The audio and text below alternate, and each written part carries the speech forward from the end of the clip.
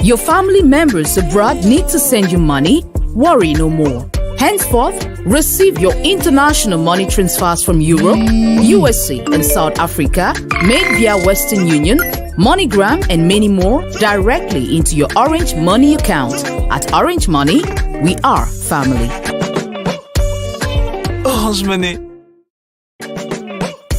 Your family members abroad need to send you money? Worry no more. Henceforth,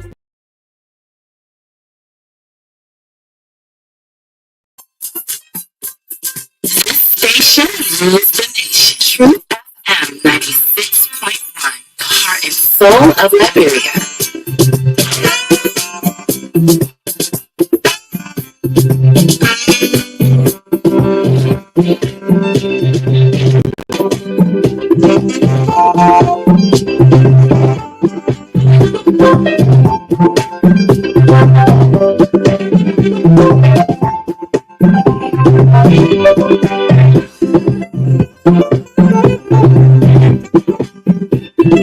This station rules the nation. True FM 96.1, the heart and soul of Liberia.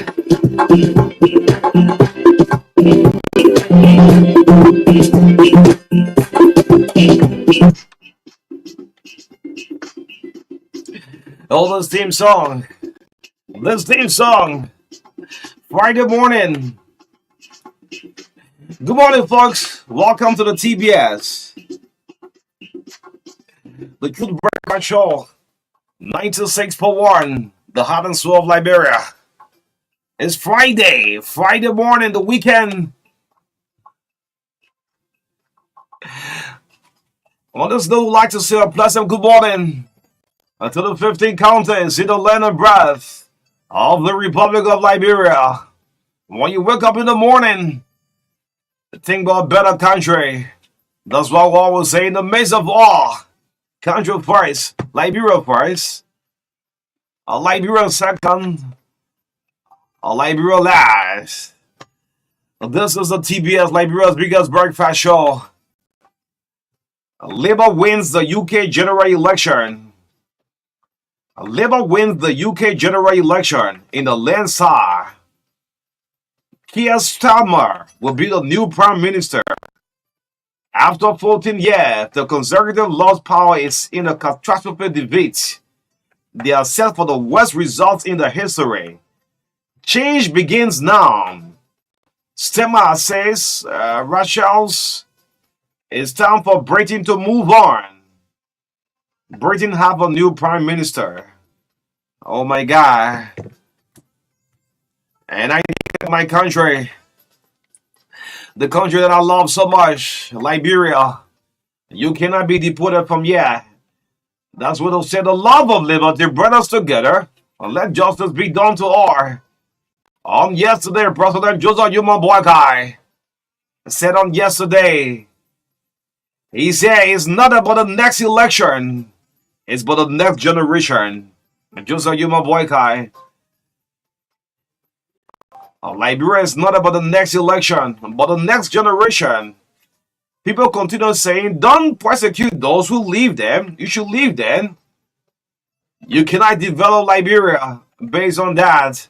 It's not about the next election, but our generation. Good morning, folks. This is the TBS. 96.1, the heart and soul of Liberia. Friday morning. Driving this morning, listening to the radio, the social media. Wherever you find yourself, we are coming live this morning from cars to cars, from street to street, from room to room, and just everywhere we are in the area. My name is O'Neill. This is O'Neill Rebels, Marka Davis on the TBS for now, straight up to 10 o'clock. So much to talk about. Yes, good morning to you, Marka. How you doing this morning? Yes, good morning. Good morning, Onu. Good morning to our many followers this morning. I'm just flipping through the internet. Why? Yeah, looking at WhatsApp, Facebook, Mm-hmm.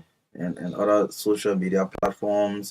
Just And sometimes you get what your feelings are. Yeah, You can reply. Oh, Whether it's social, this guy replies to everything. when it comes to sports, it comes to social Everything you issues, reply. yeah, Just yeah. like, I think we have made our interaction, Mhm. especially on Facebook, very active. mhm. I don't know why, but I just thought that we all should participate in a larger community. So that's just what it The is. social media is crazy. So sometimes I decide not to, right? Go out of the feelings most time on the social media. I decide to leave it. So I used to feel like that Mhm. before, but Mhm. I mean, it looked more like a fun to me now instead Okay. of as serious as it used to be. Mhm. Especially from this year's county meet. Okay. I became very active and all of that. So and I continue to be active. I think my followership has grown. How many followers you have now? In short period of time, it's nearly 13K now. Okay. Yes, Hey. I was not hugely followed like that. You far behind me, though. Yeah, I'm in 52. yeah, I was not hugely followed like that. So I was around, 6, 7. Okay. And then But guess what? after being active for some time. Guess what? Soon as you receive your appointment today, if your Facebook don't jump up, don't just have someone appointment you come. Yeah, Damn it, you have a huge followers. yeah. That's the So- social media. So that's it. And good morning. Thank God it's Friday, and Friday is for everybody. Okay, There's some people. Friday for everybody. Some people will say Friday's for everybody, Mhm. and thank God it's Friday. It's good for us to be here this morning to serve our breakfast. And thanks for joining us, all of you who are this week. O'Neill has been very active, Mhm. and My breath money yes, talking I think like you talk slow. I think that's the reason, Uh-huh. And sometimes I'm like, yes, okay, that's good. And I hope you'll be the guy in September too. Yeah, when September hits, I won't slow down. Yeah. And this one I'm wearing my good friend and brother foundation T-shirt. Okay. Orlando Oh, Blamo. Tar Foundation. Yeah, Tar Foundation. Tar Foundation. Tar Liberia. Foundation Liberia. Dupo Road, Hammer Yes. Field. Yes, I told him say the only way I wear the T-shirt is if you are paying revenue to Liberian government.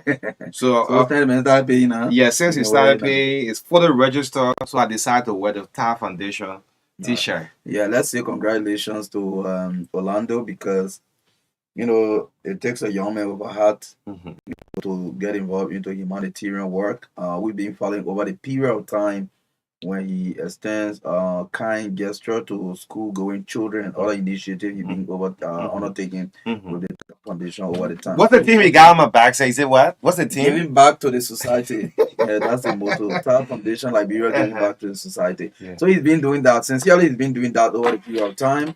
For years, he's been doing that. Even before the beginning of this school year that is ending now, Mhm. he carried out some distribution of school materials to Yeah. a number of students in Painesville here, which we appreciate him for. So, I mean, these are young people that should be supported so Mhm. that they can do more because with little or nothing, you invest in the future generation. That's the Mhm. children of Liberia. Mhm. So if you have more, you will do more. So we encourage people who are goodwill people, donors, to support by providing funding to these institutions like the Tar Foundation Liberia so that they can do more for our people. Yes, Tar Foundation, Orlando Blamo T-shirt. I'm rocking this. But I look forward to rock with the White High Initiative very soon. Yes, this is the TBS of Friday morning, 5 minutes up to 8 o'clock, July 5, 2024. Let's see what happens one on the lineup. This one, good morning to our silent listeners. How you doing this morning? The chairman of the Silent Listener Association, Professor Richmond Anderson. How you doing this morning? And all of you who listen, you don't call, you don't text, you listen to us every morning. We'd like to say a very, very good morning. Thank you so much for the very first time, Evelyn Pade Segui. Yeah, send me a message. That's so Yeah. nice. Well, she's a family of RCR. Okay. Actually, she's our general analyst here. Okay. when there are gender issues, we call her on our news and analysis to provide some analysis on them. So she's part of the RCR family. Evelyn, thank you so much for your text this morning. Yeah, and she made true to her promise yesterday. She supplied us tea material for a month. When you say supply now, yet in a whole continuum. Well, it's I don't know whether I should call it a package or a consignment. Yeah, let's see a package. Yeah, That's a a nice. package. Even like I kill you, a small business you get, we have to support it. Yeah, Yeah, sure. yeah. So we want to appreciate her for that and encourage our people where she's located. Is kind of surrounded by other people who are doing the same business. Most of them, aliens and stuff like that. And we want to encourage our Liberian people to promote our own. Seriously, that's bad. Let's promote our own businesses so that we can be in charge of our economy. We cannot always, support other people who are in charge of our economy, and then we sit and cry again. Oh, Liberian businesses. So let's support Liberian businesses. So you can go and get a provision from the Lorena Enterprise in Duazon. And where in the corner or on the road? I think it's on the road. Yeah, I can't go there yet. Yeah, I haven't been there, but I will visit it. Okay. Maybe she need to send out this flyer. Yes, she need to send Send us out a flyer. Then we'll see what we can do. Let Let people rather have listeners in District 1, Margibi. Margibi County, and send some traffic to her there. Yes. Those of you who love the Truth Breakfast Show, let her send a flyer. Monday we can do that and send some traffic there. Yes, and we'll do as long as we are drinking tea every morning. We'll do that. Yes, if you left the TBS, those of you in Margibi, that side of Duazon, we can send our traffic to Evelyn right there. Okay. Let's go have this 1 or 2 minutes up to 8 o'clock. The Breakfast Show Friday morning. Yes. Yes. See about my thing there. Oh, my goodness. You're promoting my little water factory too. You can't supply water and do business with RCR. Yeah. We're getting a lease rate. Yeah, that's small business. You'll be paying small. We'll be doing. Yeah. Come, we need to have some money. Yeah, so it's Friday, July 5, just a day after the U.S. independence. And coming up shortly is David Coty with the health tips this morning with for at least 3 minutes. That will be followed by the review of the local dailies. I think we have a couple of the papers today, thanks to the editors. This show is proudly sponsored by Orange Liberia and EcoBank Liberia Limited, the Pan-African Bank. And in our studio chat this morning, I think just 2 talking points. We have the Senator DeLong issue, finally opened up in a live radio interview, misinforming the public about the budget and just ended Senate retreat and all of that. He has been hugely criticized. He went ahead to say that if it is proven that he signed or requested for a new car, he will resign as Maserado. I don't know whether the remaining money from his salary he's still giving it to Maserado because he said he will only take $5,000. Out of the 15K. Yeah. So so we'll talk about DeLong's statement, and then the second point of talking this morning is our continuous this is part 2 of our interaction with the listeners. What is it that Liberians are now focusing on the private sector besides politics? Close to 95% of smaller and bigger businesses are owned by either aliens or foreigners, and we are here spectating. And our former president said we are not supposed to be spectating our economy. Granted. But right now, somebody say we're not even in the stadium. We are outside of the stadium. So we'll talk about it this morning. And coming up at 8:35 to 9, we open the lines this morning to interact with us on our discussion. Again, 9 o'clock, we bring you sports, entertainment, commercials brought to you by Orange Liberia and EcoBank Liberia Limited. 9:15 to 10 o'clock on the last segment of the show this morning. Former Associate Justice, Councilor Cabinet Jana, and former River G County Senator Komini Wise will be with us this morning to talk about the legacy of the late Dr. Amos Claudia Sawyer. So much for this weekend, and the veterans will be scale. Guess what? Cabinet Jana having appeared for a very long time. Yesterday, the show is out all on the phone. I said, well, Council, why would you be doing this? You tried to intimidate me. He said, no, Latin here, Marka can be on. Yeah, so I mean, it's Yeah. a pleasure to see. And we're going to spawn politics of it. That's Yeah. what like Amos Sawyer legacy. You know, Amos Sawyer has some trainings, right? Yeah, What it was like Kabina Janet. he was a veteran politician Yeah, too. So yeah. Kabina Janet, Mhm. Communal Wizard, Tiawan Tiawan Gongolo, Gongolo. Musa Ability. Yes. These are all Amos Sawyer beginning. Let me say it that way. Amos Sawyer beginning. Yeah. Beginning who learn for Sawyer so much. Kabina Janet, Musa Ability, and Tiawan Gongolo, Communal Wizard, and others. Mhm. Yes. So we're questioning on national politics. Yes, too. Yeah, absolutely. yeah, So yeah, the, yeah. the two veterans will be Mhm. here this morning. I Mhm. think it's a pleasure to sit with them this morning and have interaction on some national issues, and especially on the legacy of the former president, Dr. Amos Sawyer. Don't be afraid. Oh. You know we get a microphone, eh? Yeah, no, Yeah, I'm not yeah, afraid. yeah, wow, I was just trying to Yeah. to beat up the dust, but I'm not afraid. Come in. Yes. Legal man coming. we were former CEO, We want senior progressive. progressive. Damn man. That's one thing the morning. Yeah, so they will be the veterans will be here this morning to talk about some of these issues, and in the midst of all country first, and yes, we hope that this country first can cut across the country, that Liberians can begin to think that we must at all costs put the interest of the country above our own personal interest. You don't have to normally downplay your own interest, but at least the interest of the country should be above all other countries. That's why we crafted this slogan that we continue to say in the midst of all country first, because Liberia is our home, and you don't feel free anywhere like you feel free in Liberia. Sure. This is the sweet land, and we must ensure that we return to that sweet land. You know, whatever issues that are confronting us, we must face them head on and solve them. Like I listened to President Marka when he says we will face the issues facing the country head on.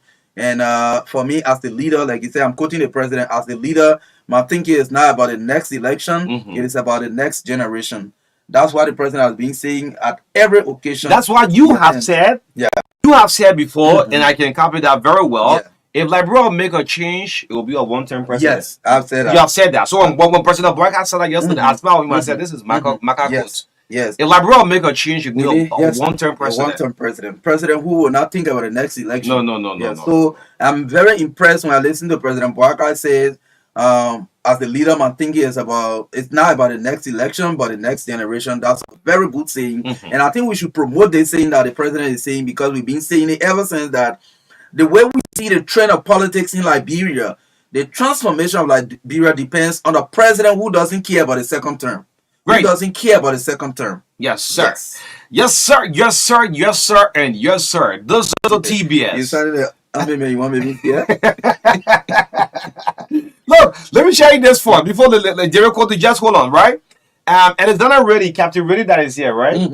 The late General Reddy was a brigadier general in the armed forces of Liberia. Captain Reddy never informed his father that he was going to be in the army. The man's father only saw him coming in office, saluting him. The papa broke down. General Reddy, y'all know Reddy in the army. He looked down, he bowed his head and said, wow. The son was still saluting him, the salute still off. He said, can I take retirement? He said, rest now. You know your hand is off saluting your boss. He saw his son, the hand is still up.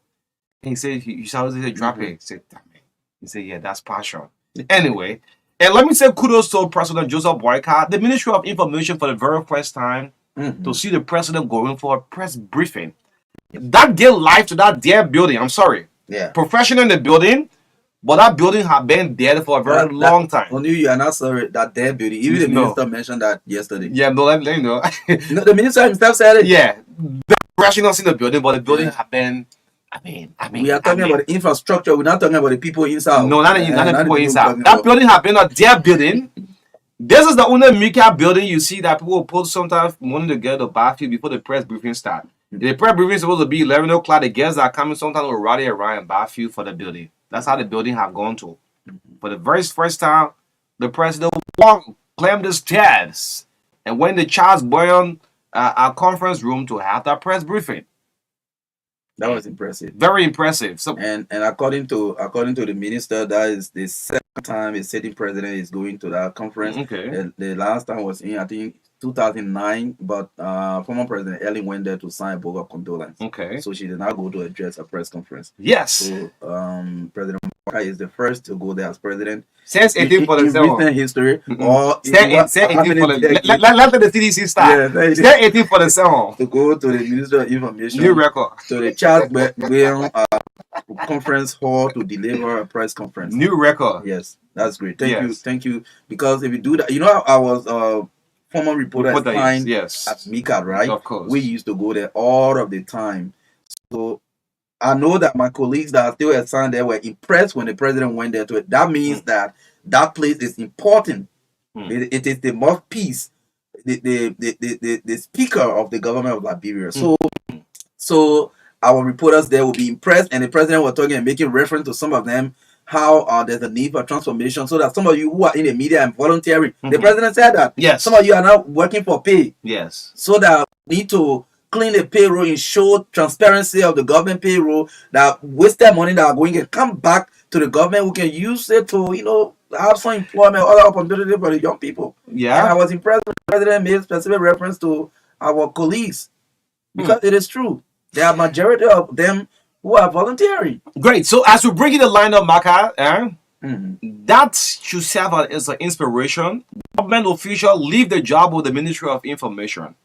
Let Mika be the one to break the news for the government. Sure. Slow down too much on the social media. Otherwise, else you'll make Germany PR working like they have to say the boss of Mika. We saw the same thing with legendary Geo Marcos Sumuni Rainey, one of BBC best trained. Let PR be the one to break the news for government. Just stop it. The president appearance yesterday at Mika sends a signal. So if you have information, let it go through Mika. Let's bring you the health tip this morning. See if I'm going to slap someone again. When? No, man, that's not the work. Yo, I want other information. Today, Friday, man. Yeah, let's leave it one day, Monday. Yeah. Let go enjoy it. I'm going to slap someone again. That's it. It's only 2 hours. They did the slapping machine. No. Yeah, let's bring you up with David Ernest Coty this morning. David Coty, good morning. Happy weekend. Enjoy yourself on a Friday. How you doing? Good morning. Thank you. Good morning to you, and good morning to Ambassador Davis. I'm driving, but if I don't reach where I'm going by 9 o'clock or 9:15, I will pack my car and listen to those two great men of Liberia. Going to be a tough show today. They have tip: swollen feet or swollen ankle. Swollen feet is the excess fluid in the body or in the skin, especially in the skin. When you have swollen ankle or feet, do not just sit in your house and start rubbing koto or rubbing chalk. Don't just keep taking tablets. Go to the hospital and find out the main reason, the main cause. Some of the reasons can be serious medical conditions, such as liver failure, kidney failure, heart failure, or chronic lung disease. So you see, when you have the swollen feet, somebody say, General Koto, put some chalk on that thing. No. Go to the hospital and find out whether it's a kidney failure, heart failure, liver failure, or chronic lung disease. Go and check it. Other reasons for swollen feet are, number one, standing or sitting in one position for too long. In a taxi, for example, car squeeze up, you're not free, you're sitting there, your feet so tight up. Maybe every day you're in that condition, you should expect swollen feet sometimes. Eating too much salted foods. Be careful. You enter the restaurant, you even taste the food yet? Y'all got salt yet? Taking raw food, putting it in food. Stop. Eating salt with boiled egg. You boil your egg, then you're asking for salt to put on it before you can eat it. Stop. Number three, being overweight. When you're too heavy, you will rest on your ankle most of the time, and that can cause swollen feet. And being pregnant. You know, you're pregnant, that double trouble there. Your weight is double. Sometimes you got 2 babies in there, or 3, or 4, or 5. Then trouble for your legs, your ankle. Number 5, taking certain medications like blood pressure medicine or contraceptive pills. And that pill is the one you take so you can't born to stop you from getting pregnant. Those things are very dangerous. You got to be very careful. That's all for today. But remember this: laughter is good for your health. It's good for you to laugh every day. Laugh for 15 minutes every day.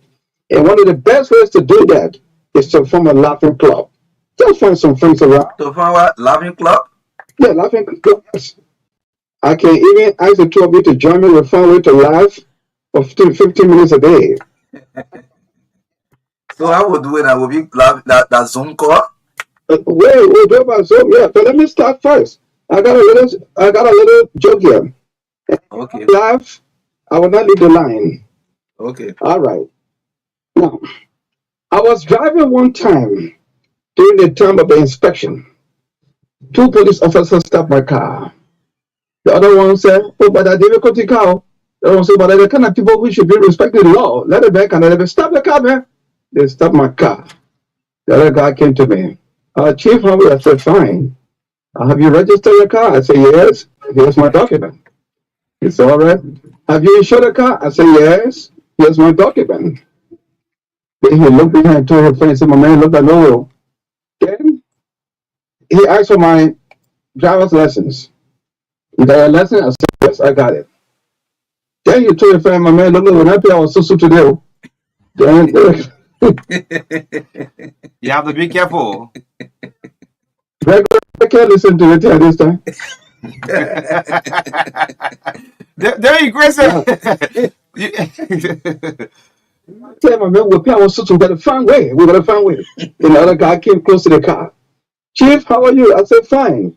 Well, we have seen your driver's license, your car document, insurance, everything. Okay, thank you. But do you have a spare tire?" I said, "Yes." Look behind it, brand new. I don't keep old tires in my car.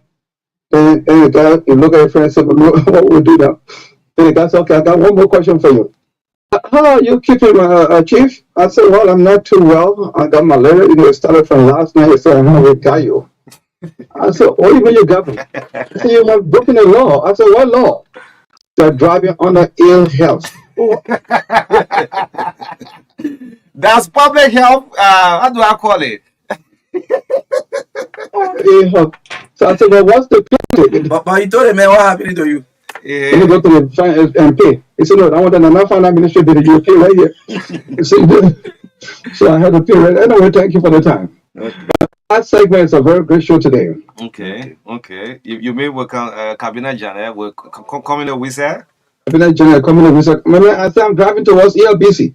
If I don't get there until 9 o'clock, when shows that my car." Okay.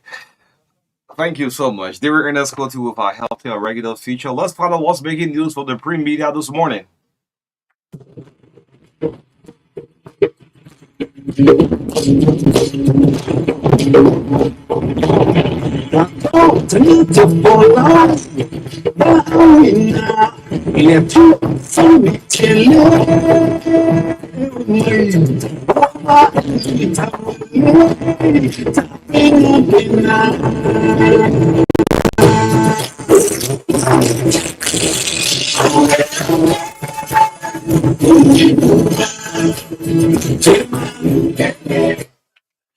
Welcome to the review of the local dailies. Oh yes. Friday morning, July 5, 2024. The front page Africa is our first feature this morning. Yes, on the newsstand for 50. It should be 40. Yeah, only Alfonso Toy having $50 for people. I don't know. Yes, production cost. Why? So the front page Africa on the newsstand for 40 Liberian dollars. The front page story was making news on the front page Africa, covering tracks, a purported attempt to legalize shaded yellow machines transition was captured here on the front page Africa. It's a major story. I'm seeing that President Boyka looking with a TI, watching carefully the picture here on the front page Africa. Grab a copy and read the rest of the story. The sub-lead story here features former Mayor Jefferson Koji, plantation of massacre, who is saying this. I'm seeing Jeremy Pia is also here. The information boss is here. Well, the former mayor had a press conference yesterday. I think that's a reply to the press briefing on yesterday. So Mayor Koji is captured here on the front page as a sub-lead story for the front page Africa.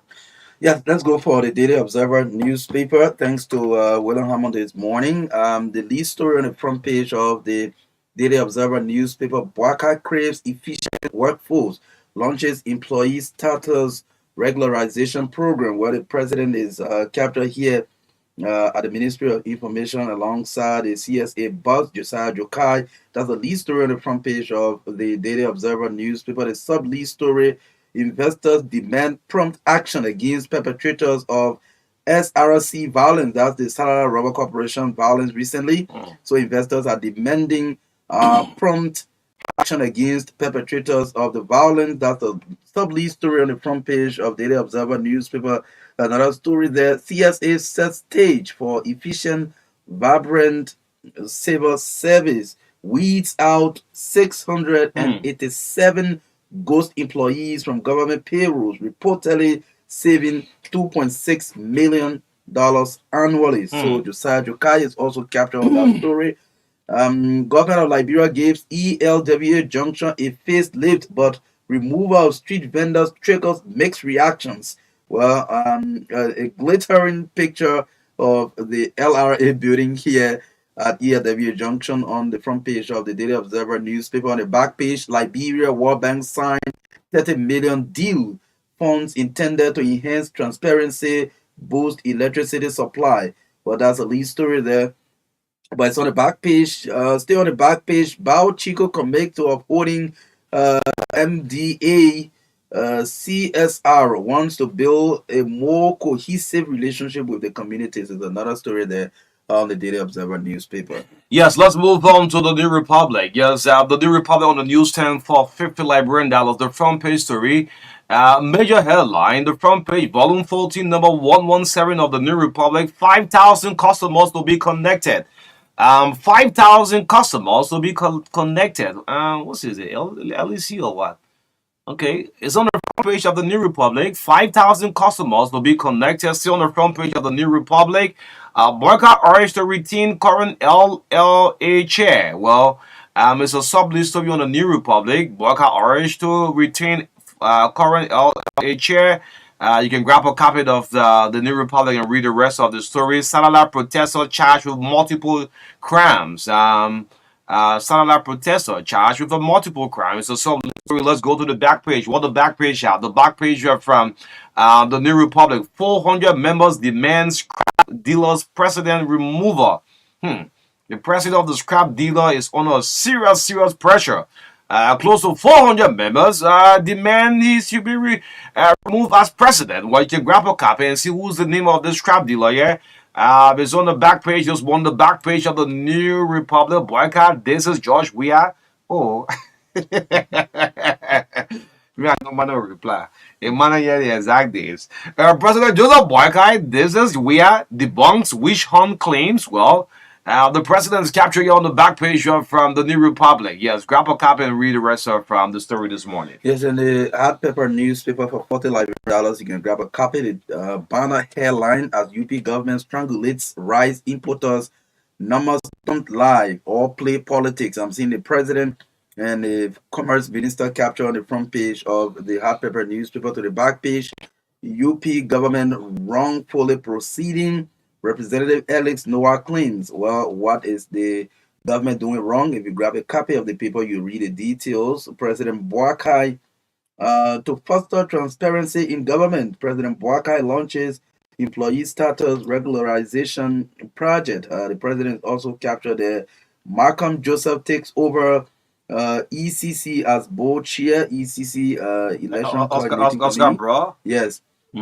As board chair, Malcolm Joseph is now a new board chair. UP government treats civil servants as slaves. Koji claims, well, the former city mayor and secretary general of the opposition Congress for Democratic Change is captured on the back page of the hard paper newspaper. Sao, you can see this thing here, like put it behind. Sao. Put it Sao there. Yeah. Great. Let's move on to the Independent. The Independent newspaper, the front page story against several top officials. I've seen the LNCC boss here, Councillor Zanazo, salary blockage looms as LNCC deadline on assets declaration expires this July.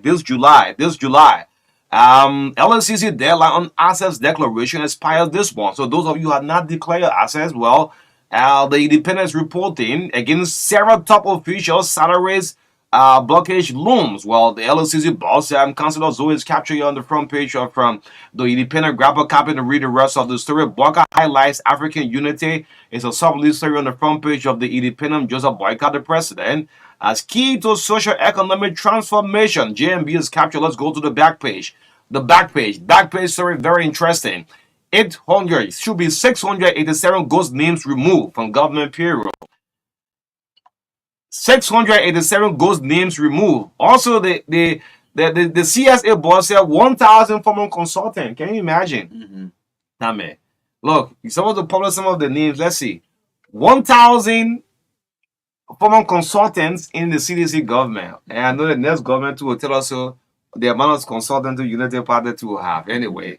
687 ghost names removed. Josiah Joka is captured on the back page from the Independent. Grab a copy and read the rest of the story on the back page. Michael Joseph appointed ECC board chair. Chairman, good morning. Happy congratulations on your appointment. Yes, answer reviewed from the Independent. And finally, from my end is the Voices newspaper. Honorable Priscilla Cooper files ecotourism bill seeks to safeguard wetland and biodiversity. That's Representative District 5, Masurado County. Priscilla Cooper files ecotourism bill seeks to safeguard wetland and biodiversity. We hope we can get her here next week to explain more about that. For child support, man commits suicide in prison. Yay. This happened in Where? Nama County. Nima, they kind of thinking bit more. Yeah, so for child support, man commits suicide in prison. So maybe we can, yeah, that's a side one. So yeah, that's it for the women voices. As usual, you see a number of Liberian women, prominent Liberian women captured photographs captured on the front page of the paper. You can grab a copy for $40 to read the details. Thanks to Madam Helen Nasami for making sure the papers are always available. Yes, again, we want to say thanks to all of the editors, Helen Nad, Willie Tokpa, Willie Hammer, Willie, what's up, my man? William. Yeah, like Willie Tokpa, me, hey, I need to ask you quite The recently. President Reporters Yes. Association of Liberia. Brazil, you, I have a finished business. Yeah, Willie, how you doing this morning? William Hammer, thank you so much. Sam Odin for Independent. Alfonso Tue, yeah, man. Another Central Brooks, yeah, the GNN. Yeah. The people shouldn't die down, man. Yes, The, sir. the GNN newspaper, man. Y'all should pick it up, you know. Yes, again, we want to say thank you so much. The Friday edition of the TBS, the show is proudly sponsored by Orange Liberia. Yes, the number one GSM company in the whole country. Orange. Keep enjoying using your Orange money. Orange is cutting across the entire country. Continue to build new sites across the country. Keep making your transfer. No fees are charged attached to it. Difficulty, you want to send me your Orange money for my birthday in advance. You can send a transfer directly. No cost attached to it. Amen. How much you want to send me birthday stuff? Use your Orange money and go ahead and do it. And so on and so on, etc. We don't call politician name because they don't identify. Yes, so Orange money is trading fast. Yes, keep enjoying the network Orange. You can pay all of your bills with no service charge attached to it. Yes, trust me, you enjoy Orange money. Echo Bank, the Pan African Bank. Yes, more people going for the credit cards now. Yes, you have to have a saving account or salary account of the Echo Bank. Civil servants enjoying using the salary, the salary advance. Yes, you don't have to wait for the month to end. You can credit on your own salary. Only Echo Bank does it. Yes, the first bank to introduce credit cards in Liberia. Yes, Echo Bank, the Pan African Bank. Good morning, folks. This is the Truth Breakfast Show. 24 minutes down, 8 o'clock. My name is O'Neill, along with Marka this morning. Our attention, you know, sometimes it's good to push your own public officials to come out. Silent means concern in a normal way. So for a very long time, our senator have been silent on this whole retreat. And we're speaking of our own county senator. Yes, my own Arsenal friend, Darius Dillon, Senator Dillon. At long last, Dillon, had a summer cast on yesterday inviting Not Truth FM, other local network, but he's public figure, so we have to follow up and see what our lawmakers actually saying now in the country. So Dillon interview was summercast. Richard, I'm hearing myself out there. I'm hearing you for in there. Dillon was summercast on a couple of network, and and we decided to also listen. Amara Conan came out, posted before then, returning the morning. So I'm going to go with what director. Those of you who miss out, those of you in a county. I'm not talking about the Facebook viewers. I mean, you have seen everything.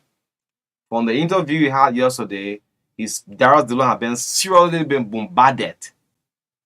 Seriously on the social media. I'm talking about those who's listening in Grand Bassa, in the interior part of Grand Bassa, listening to Truth FM. Those in Nimba, those in Bon County, you have no access to the internet. That's why I'll bring it out. And as part of the interview on yesterday, that's something very sad. You know, this work we do in Marka.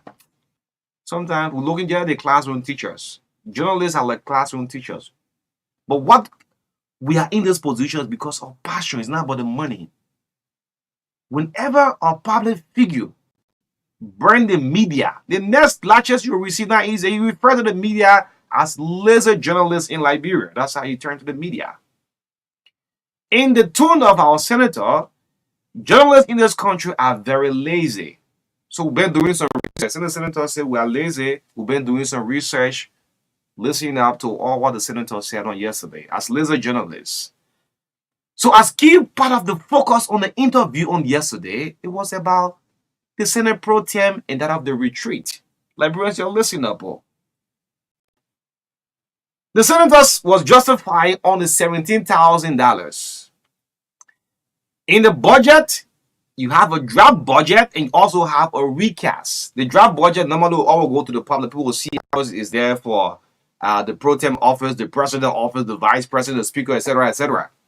That's the draft. So the recast is done in a two way. It's either adjustment is made upward or downward depending on the revenue that comes in the country. That's why most times we don't see the recast.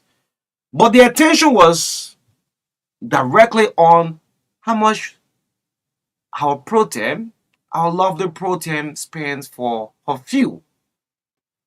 17,000 Liberians, listen up to this. We gave our pro tem 17,000. Senator Yomdi Kanga for fuel.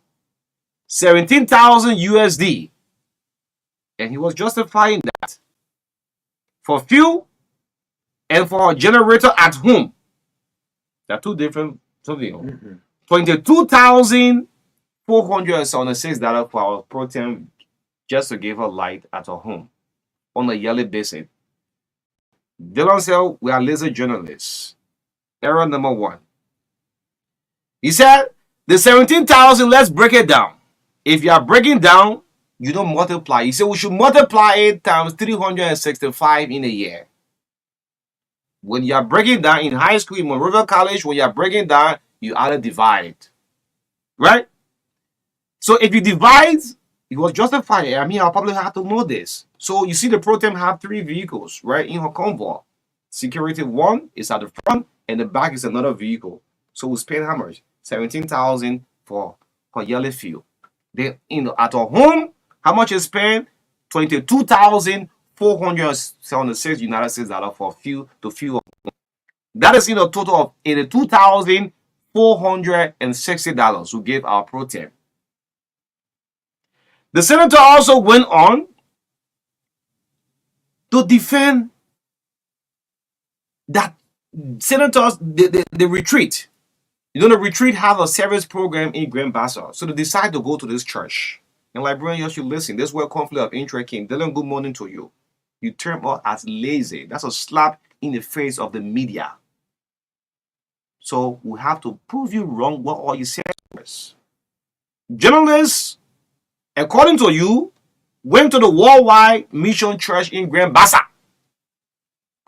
Justified, you know.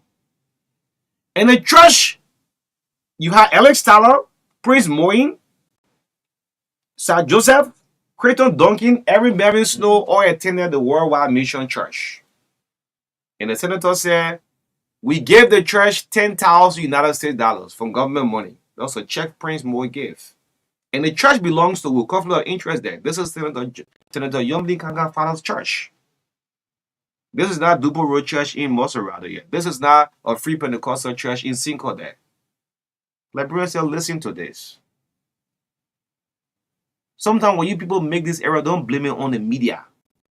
The media said the media was there. Do you know how many days the media spent Grand Bassa before you give 10,000 LD? They want you give 10,000 liberty to the journalists. After the guys start to make some noise, and you're boasting, journalists were there. Yeah, journalists were badly treated. The lizard journalists in Grand Bassa were badly treated. Where are we going as a country? I mean, this is kind of disturbing. And he's been surely been bombarded on social media. He's not taking it easy. Oh yeah. Yeah, he's not taking it easy. So that issue of the 17K for fuel and that, I mean, that I think that was in the draft. The approved budget, the money allocated for the president pro tem fuel is around $59,000. 59,000. So that's not and 59,000 for fuel. For fuel Okay. for vehicles and around over $22,000 for a generator. At home. Yeah. So these information when people are providing them, we need to continue to counter check and provide the parts. However, since Dylan was only humble when, especially to the media, when he was struggling for votes, when you're looking for political prominence, and which we haven't given to him. So he's not a township, so he can tell us anything he wants to tell us. But anyway, yeah. So we are lazy journalists. So that they don't. No, sometimes it is. We are lazy journalists. So for me, it's not good to say that. Let me give it up for Martin, because sometimes Martin have been going after the papers and documents and bringing out some of the facts, because before the politicians will do whatever they want to do, come to the radio and just sweet talk and walk away, and then people say, "Oh wow," but there's time now that we start to check after these things that they say. So that's why sometimes we bring counter numbers to the numbers they're providing, because. And again, we need to continue to take advantage of the law that gave us to access public information, public documents, so that we can be able to give the clear numbers to the Liberian people. One politician will not come and be lying to the Liberian people. So if out of 50,000 they claim they spent on that retreat is questionable. Yes. No, for the 7,000 was spent out of the 50,000. Yeah. So where the balance 3,000? It's still questionable. So these things, that's the other fact from our politicians. You're trying to tell us the truth. You stop cajoling the Liberian public with talks on social media, talks on the radio, and then you'll do the other one. You came with a popular, nickname, the light. Today, people believe that the light is off. Great, Marka, we shouldn't leave this out. On Senator Amara Corner, the journalist asked, one of our colleagues asking, Amara returned the 318,000 back. What's your take on it? He said, well, it's left for Amara. He doesn't know what sort of money Amara returning back. This is one of yours, Dylan. And go to Amara Post. Marka, I want you to let's do justice to the followers, because this our profession that we love because of passion, and you call us lazy. Hey, man. That $318,000 returned by Amara had this last night. Just go and read it. Is he not different from you? So you will receive and the other senators are not receiving? Why is it we keep talking about Dylan? Because why are we not talking about Nukwe? Why are we talking about the other senators? Because you say you're the light. I mean, you're different from your colleagues. So that's why. Just go to Amara last night post. I don't know. Are you not seeing it? Yes. No, I just 12 hours ago, he had a post. They should be it. Yes. Today. Yes. Okay. Yes. I mean, read it. Yes, you go read it out for the public. Yeah. So he captioned it today on the Hill, and he said it is crucial that accountability is upheld in Liberia to drive development. Every government makes mistakes. Admitting our mistakes openly and getting public reactions, good or bad, rather than covering them up, is essential in fostering genuine progress. It's time for all Liberians, including the privileged few in government, to take responsibility for their actions as outlined in our Constitution. The legislature plays a key role in making this a reality. However, it is facing cultural challenges that hinder meaningful change. True leadership and reform must come from the legislature rather than being forced by external pressure. Currently, there's an ethical storm gathering at the intersection of law, depth, and national development that is on its way to Capitol Hill, which could have a lasting impact on good governance, the rule of law, and development in our country. Nothing is more important for this legislative section, the Boakai Kun administration, and our country than fostering inclusive development and improving living conditions for our people. We find ourselves at a critical juncture of achieving this, where the rule of law is imperative for development, while at the same time the acquisition of necessary resources to effect that development also plays a vital role. We must remember the detrimental impact of silent debts on our country's development in the past and strive to balance the rule of law with sustainable development initiatives. This is our current dilemma. We ask God for his guardians. Let me hear your thoughts. Let me hear your thoughts.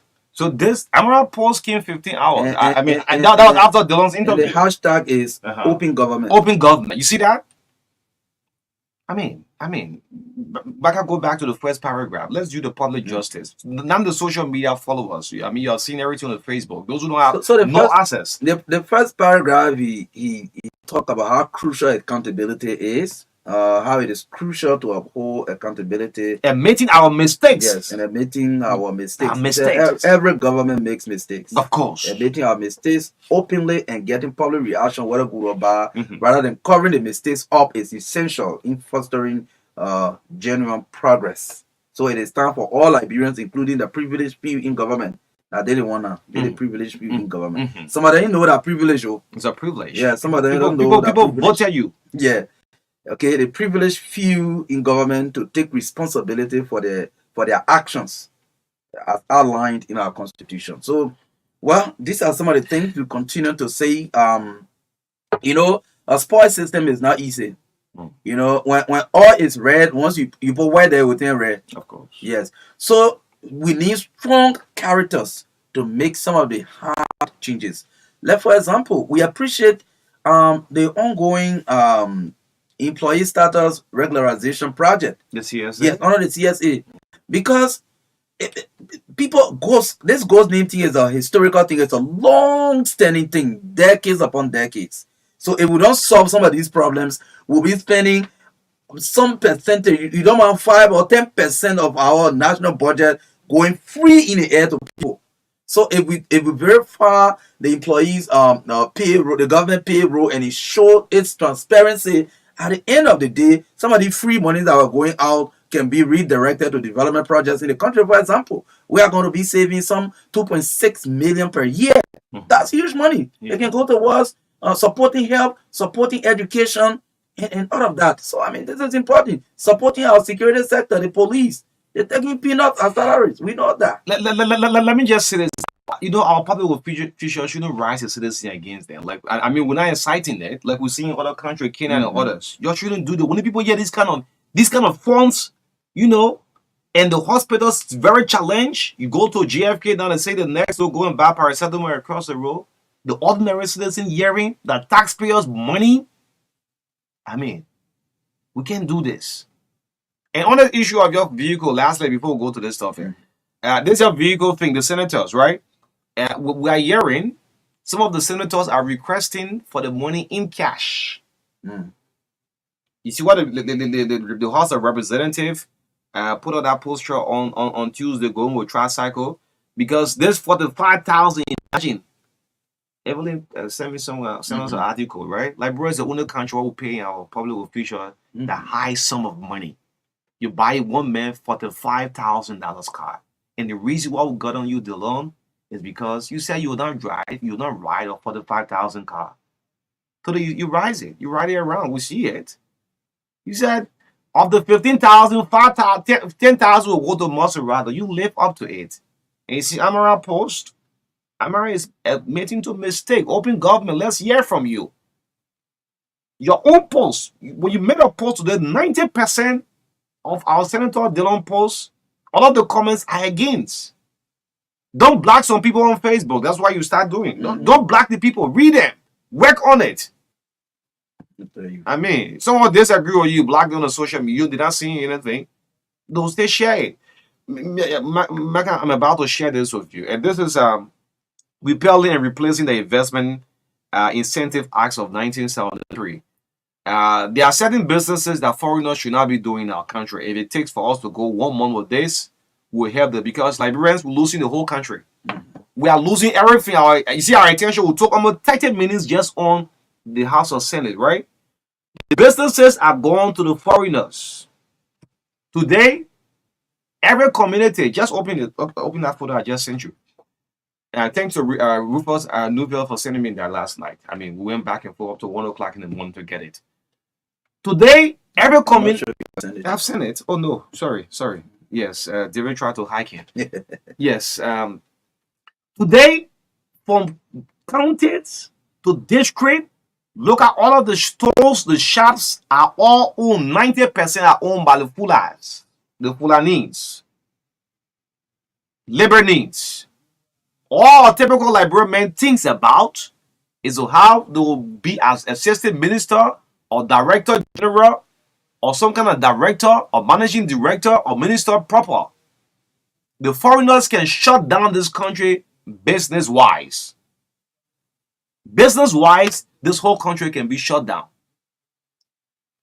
And this document we're about to read, if it costs us to take 1 month in other countries, I have been to Guinea, I have been to Ivory Coast, I have been to Ghana. At least I say Europe. If you are a foreigner, there are some businesses you are not allowed to do and leave it for the other Liberian people. Scroll down all the way, Marka. Let's go down to, you'll see the kind of businesses that foreigners are not allowed to do in your own country. Go to page 9. Okay. Where you have limited restrictions to foreign ownership of enterprises. Yesterday will be on FUTA Corporation. And let me just say, the FUTA, I'm not done with you. When the internal conflict at the Ministry of Labor sees down, we'll continue with you FUTA Corporation.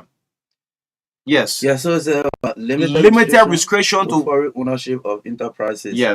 Yes. Now, section 1 Yes. says ownership of the following businesses or business activities shall be. Let's take our time.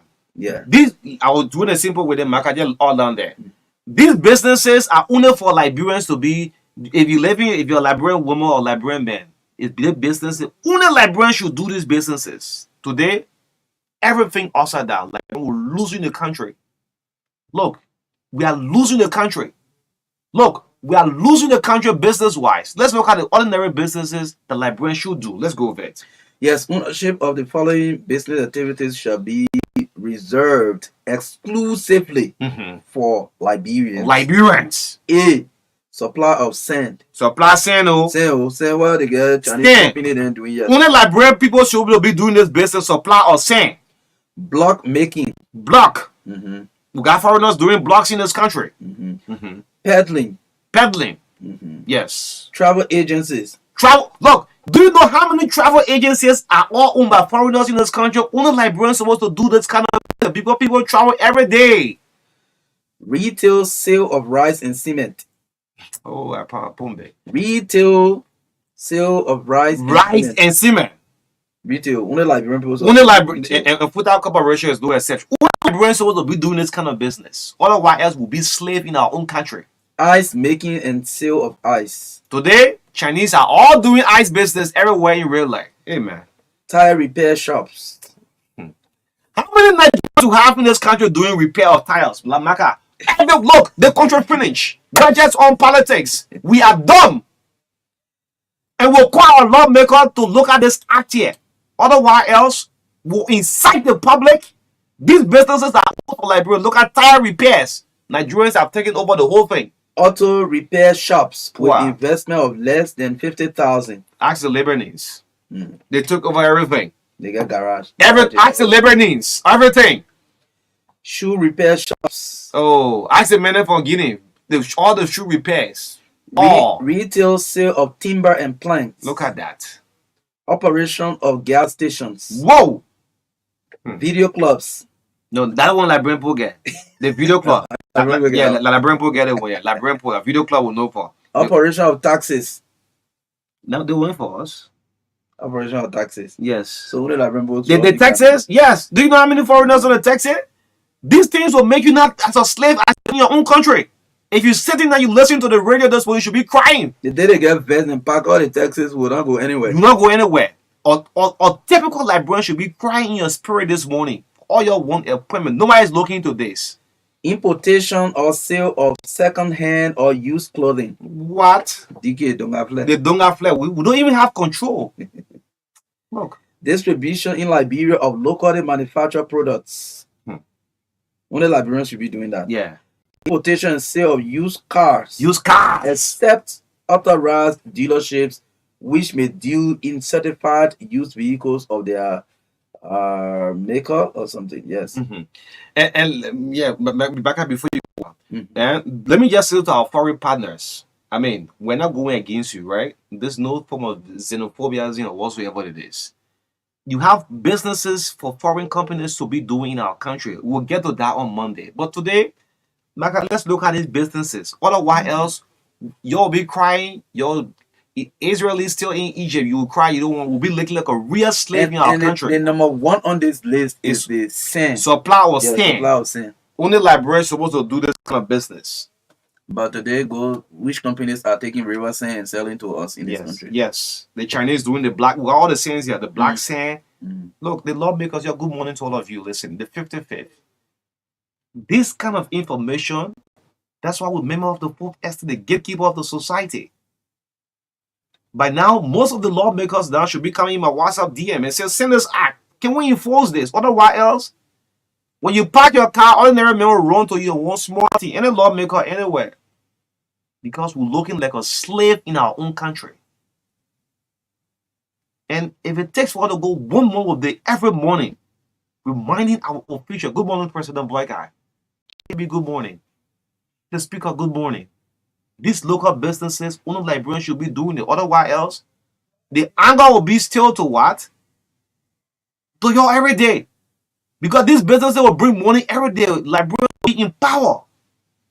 Hey, man. Yeah, well, can we do the phone line? Yeah, so This is a document rich, oh. Very, very rich. Yes, called us this morning, at least up to 9 o'clock, yeah. Yes. Yeah. 0770-202579, 0770-202579. Yes. 077728596 on the two issue of discussion. I mean that we have this morning right here. Yes. Good morning. Good morning, Marka, and let me say good morning to Odile and the listening audience. So let me appreciate you people. And like you people said, I think we can be on this thing for a whole month. Whole month.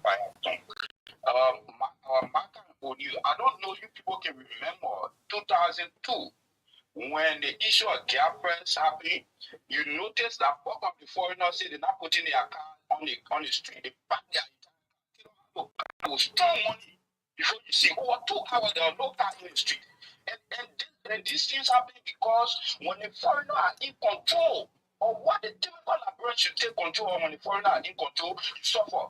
I think it is about time the business registry, you can register any business. It's not even look at the law. I think our law. And another frustrating thing. The frustrating thing about it, some of these foreigners don't come with a capital. They come here and have access to loan the country. Yes. Take the money from the banks in the country and invest it right here and start ruling us. With their oversight responsibility and make sure and look in the direction. If it gets not taken, we'll get federal with this and we'll take on special action that will not listen. Okay, thank you. Good morning. Good morning, sir. Good morning. This is Martin Palia. Okay. Great kid, man. My brother, we have to pray. You are a Muslim, you pray. You are a Christian, you pray. We actually pray for our country. My brother, we are perishing gradually. That blood is going down the drain on a daily basis. Yesterday, I was listening to the MKTV on True FM last night by 7:08. And I listened to the dashboard address talking about they want to pull out a calendar too. We are hoping on them to cut down for abroad, to cut down our companies to help our companies. So wait, hold on.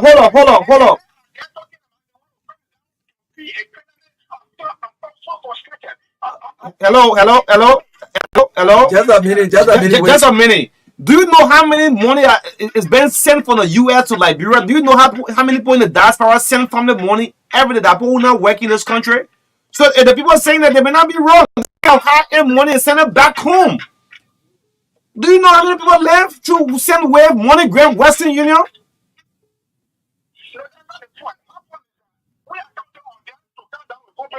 What company?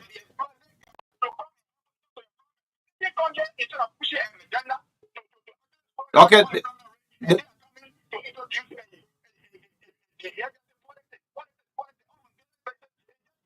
Okay.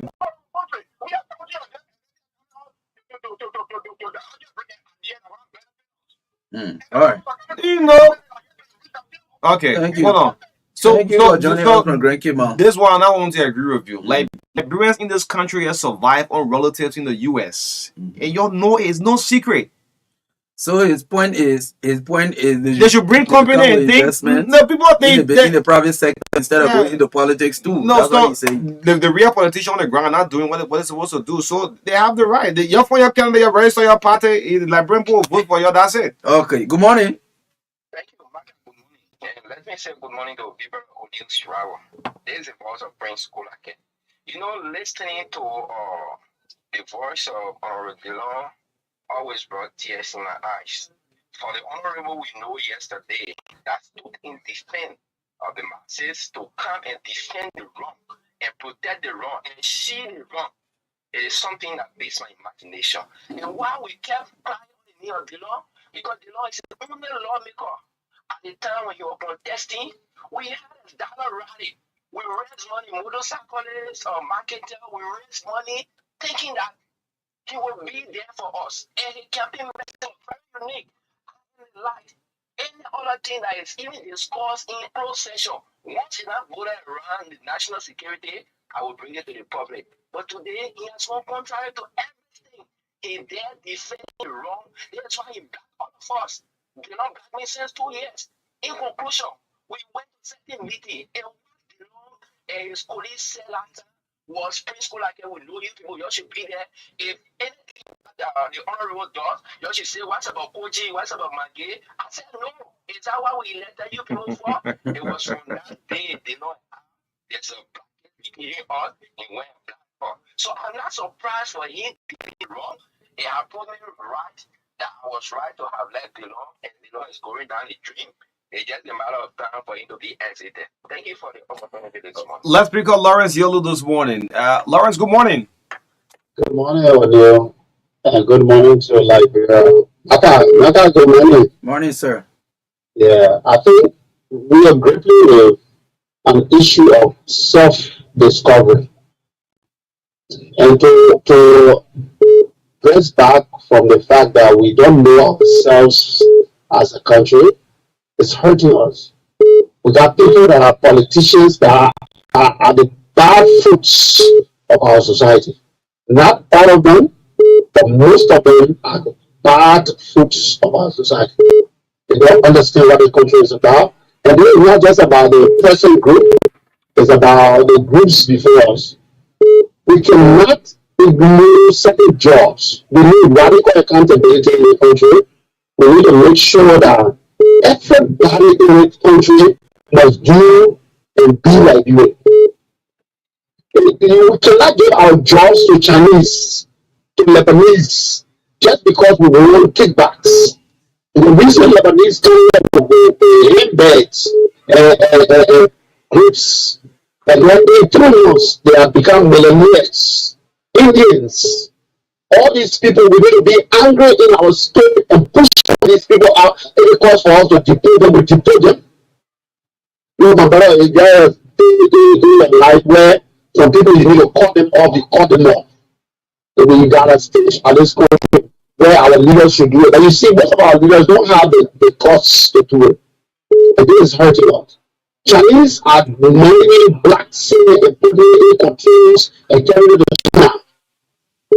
The Lebanese are taking our money in droves. They're breaking our rocks. And the quarrying rocks that Liberians should be quarrying. Look, the pain in this country is too much. A lot of us already are getting a campaign called Rethink the Winter. Now, brother, if we don't rethink this country, if we don't rebrand this country, we will be slaves to our own country. And thank you. As long as we raise the topic, we will find some catchy points and we'll bring out some revelation. And that company that we're talking about, and that Fulani company, Fulanis, we need to also ensure that Fulanis, also some of them take some action and deport some of these people. These people are not like people. The last time I noticed that we are 16 tribes. I didn't know that we are 17. Yes. Yes, yes, you're right. Look at all the full store. You have no librarian working in a full store, the full shop. Only then. This thing that they are traps in each country, we need to push some of these things out and be very radical about it. Until we push radical accountability, this country is not going to. Thank you so much, Lawrence Yelu. Let's pick your calls and see you come to the Campina January already studio. Come to visit. That's one team here. Yeah, let's get more calls up until 9:05. Then we bring you Sports 9:15. Yes. Good morning. Good morning, Marka, and good morning on you. Thank you very much for the job you do every day to come on the radio. My name is Melton Yoko. You guys are doing well for this country because every time you appear on the radio, you are talking about essential things that the people of Liberia need to know. You are not there for advocate. It's complete advocacy that you people are doing. My attention will be drawn to the issue of Senator Dillon. We all campaign for Senator Dillon in this country where he was helping to become senator 2 times in a row. But Senator Dillon has betrayed the whole country. Senator Dillon has made us to know. This is my first time for me to know that people have been telling me, don't trust politicians, but Senator Dillon is a loud person that makes me to believe that it is true that you cannot trust politicians. But we can promise you that 2029, Senator Dillon can finish. I'm telling you, we're moving and put to my right now. Very soon, I'm trying to lose. Now I want to get vote. Okay. I'm trying to lose 100 by now. Before 2029, we're now out there. If they want to do it, we'll push it. So thank you very much. Okay. Thank you. Let's see if we can take. Good morning. Well, good morning, and good morning, Marka. Morning, Carter. I'm constrained to call on your program this morning. My name is Moses Carter, former spokesperson of the Liberia National Police. Okay. I'm constrained to call on your show because the focus of the discussion is nationalistic. Those businesses that you just named as listed, reserved for Liberians exclusively. You see, when I talk about the legislature, especially the House of Representatives and the House of Senate, they have what is called oversight responsibility. And beside the oversight responsibility they have to be able to follow up on laws that are made in the best interest of Liberians. So what I think, instead of just engaging further into a more kind of a harsh radical approach, it is for us to constructively engage members of the legislature. So you should, and this should be done district by district. And I love the education and the sensitization that you're providing, and I hope that a lot of Liberians in various districts across Liberia can take cue. And I love what you said because there's something that lawmakers need to listen to and be able to actualize the implementation of these laws in the best interest of Liberians, because the framework of such law was actually looking at in the best interest of Liberians. Sure. Not be spectators in our own economy, in other words. So it is important that members of the legislature will listen to this discussion and that it will lead to anything else before they want to intervene. I want to say thank you so much for the job that you continue to do in the best interest of the people. Thank you so much for joining us, Mr. Carter. It's a pleasure. At least you are following now, at least consistently. Well, it's great. Let's take at least the last call. Yes, let me take this final call and then we go for sports. Let me see. Oh, sorry. Yeah, so this is the TBS Year and Truth 96.1 FM. We're trying to. Okay, let me just do this last one. Good morning. Good. Thank you, Marka, for taking my call. This is Pastor K from Marka County. The first thing is Darius Dillon. I don't think Darius Dillon is a bad guy. Sometimes these guys fall into the trap that other people make, and I'm not giving an excuse for Darius Dillon. But I think that Darius Dillon is not a bad senator. I think we should keep giving you a little patience here and see how things will go, because he wanted to few in the house there that I believe is doing okay. The other part is the Fulanese. These people, how can you blame them? You have a government who's supposed to oversee things. You have commissioners, you have all these other people down below. But nobody seems to be making complaints. Except sometimes on the radio, I hear these things. Well, everybody goes there to buy. If you don't go there, they wouldn't sell. If the government says they should go that way, they wouldn't. They will follow. But we just let things slide and blame these people again and again and again. These people have to live too.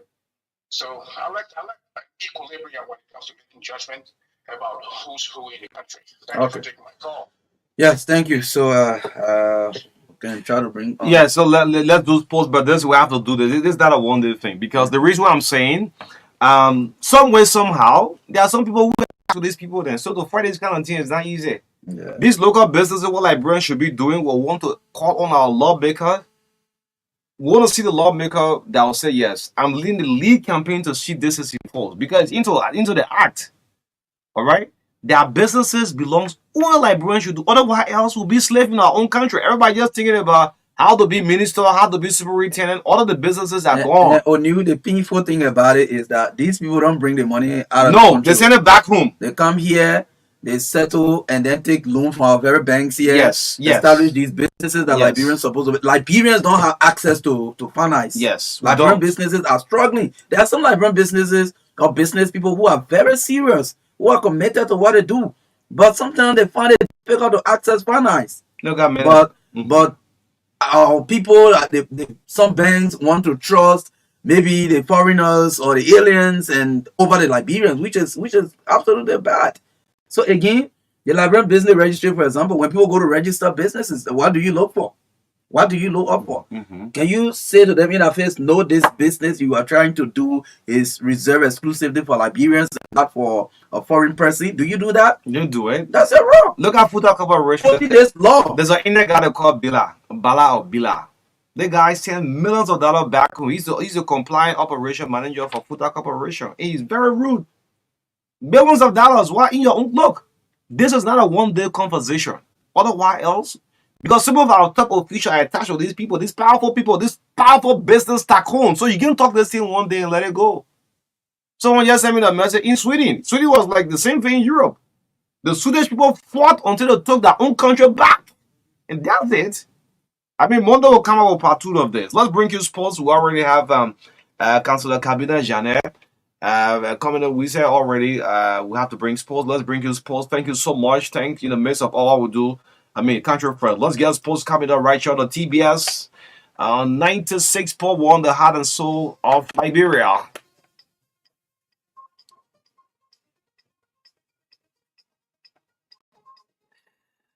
Yeah, so sports the regular feature here on the TBS. Let's link out and say good morning to you, Naomi. Good morning. Good morning, everyone. The Assistant Minister of Sports at the Ministry of Youth and Sports, Murphy Gray, has disclosed that the just 3 sports, namely football, kickball, and women's football, will be featured in this year's 2024-5 National County Sports Meet. The ministry's decision means the country's second most followed sport, basketball, has been omitted again from the nation's most prestigious competition. The Assistant Minister for Sports, who refrained from entertaining questions from journalists, said that this year's official host of the county meet is Grand Kigmo County, who will host Group D, including Nima County and Riverview County. Group A members are Bon County, Grand Bassa, Maryland, and Bomi County. Group B host is Grand Jida with Grand Crew, Monserrato, and Maigibi, while Group C host is Sano with Riverside, Lofar, and Bapuru as members. Liberia has been joined in Group E of the CAF Total Energies Africa Cup of Nations qualifiers, along with Algeria, Equatorial Guinea, and Togo. The draw was held in Johannesburg, South Africa, on Thursday, July 4, 2024. A total of 48 nations divided into 12 groups, each containing 4 teams, were engaged in the draw for the qualifiers. This is the 35th edition of the biggest football event on the continent. Morocco, the host nation, was joined in Group B alongside Gabon, Central African Republic, and Lesotho. As the tournament host, Morocco automatically qualifies for the competition, which is set to take place from December 21, 2025 to January 18, 2026. The Chief Executive Officer and Board of Directors of Heaven 11 Football Club have unanimously agreed to sell out 35% of its shareholding. The club said in a release that the decision aligns with the club's strategic goals to extend, raise capital, and win a title and market talents in its third year of existence. Having 11 believes that a sale of shares will enhance the value of their shareholders and contribute to the long-term growth and success of the club. Having 11 Football Club is a first division club in the Liberia Football Association Orange sponsored league. Mighty Blue Eagle massively defeated Watanga Kickball Club 7-0 home runs in League 2 on Thursday in the starting fixtures at the SKD Sports Complex.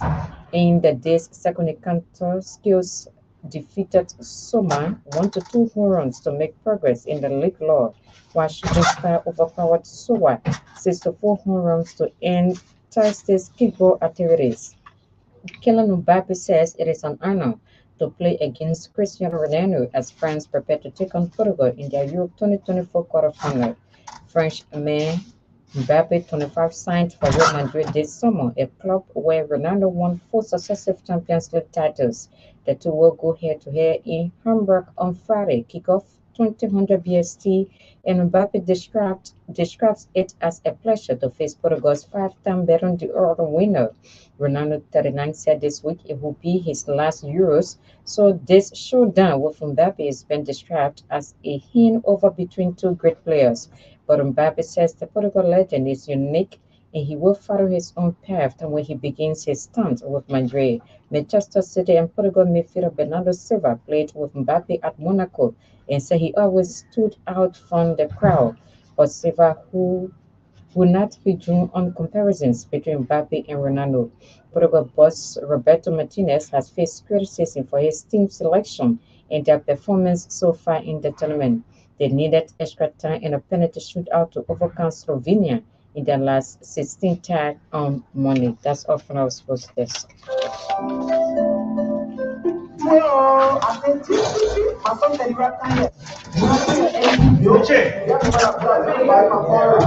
You show how you buy it. You got spend money and see money.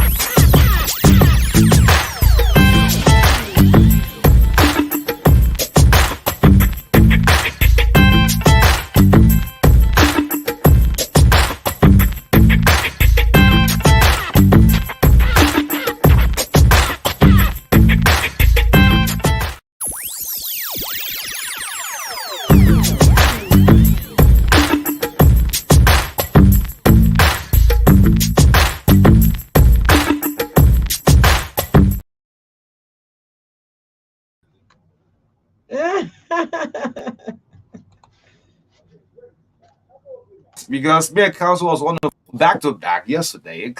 Yes, so number we how you doing this morning? I'm great. Thank God. Great, thank God. Short intro, Marka. Yeah.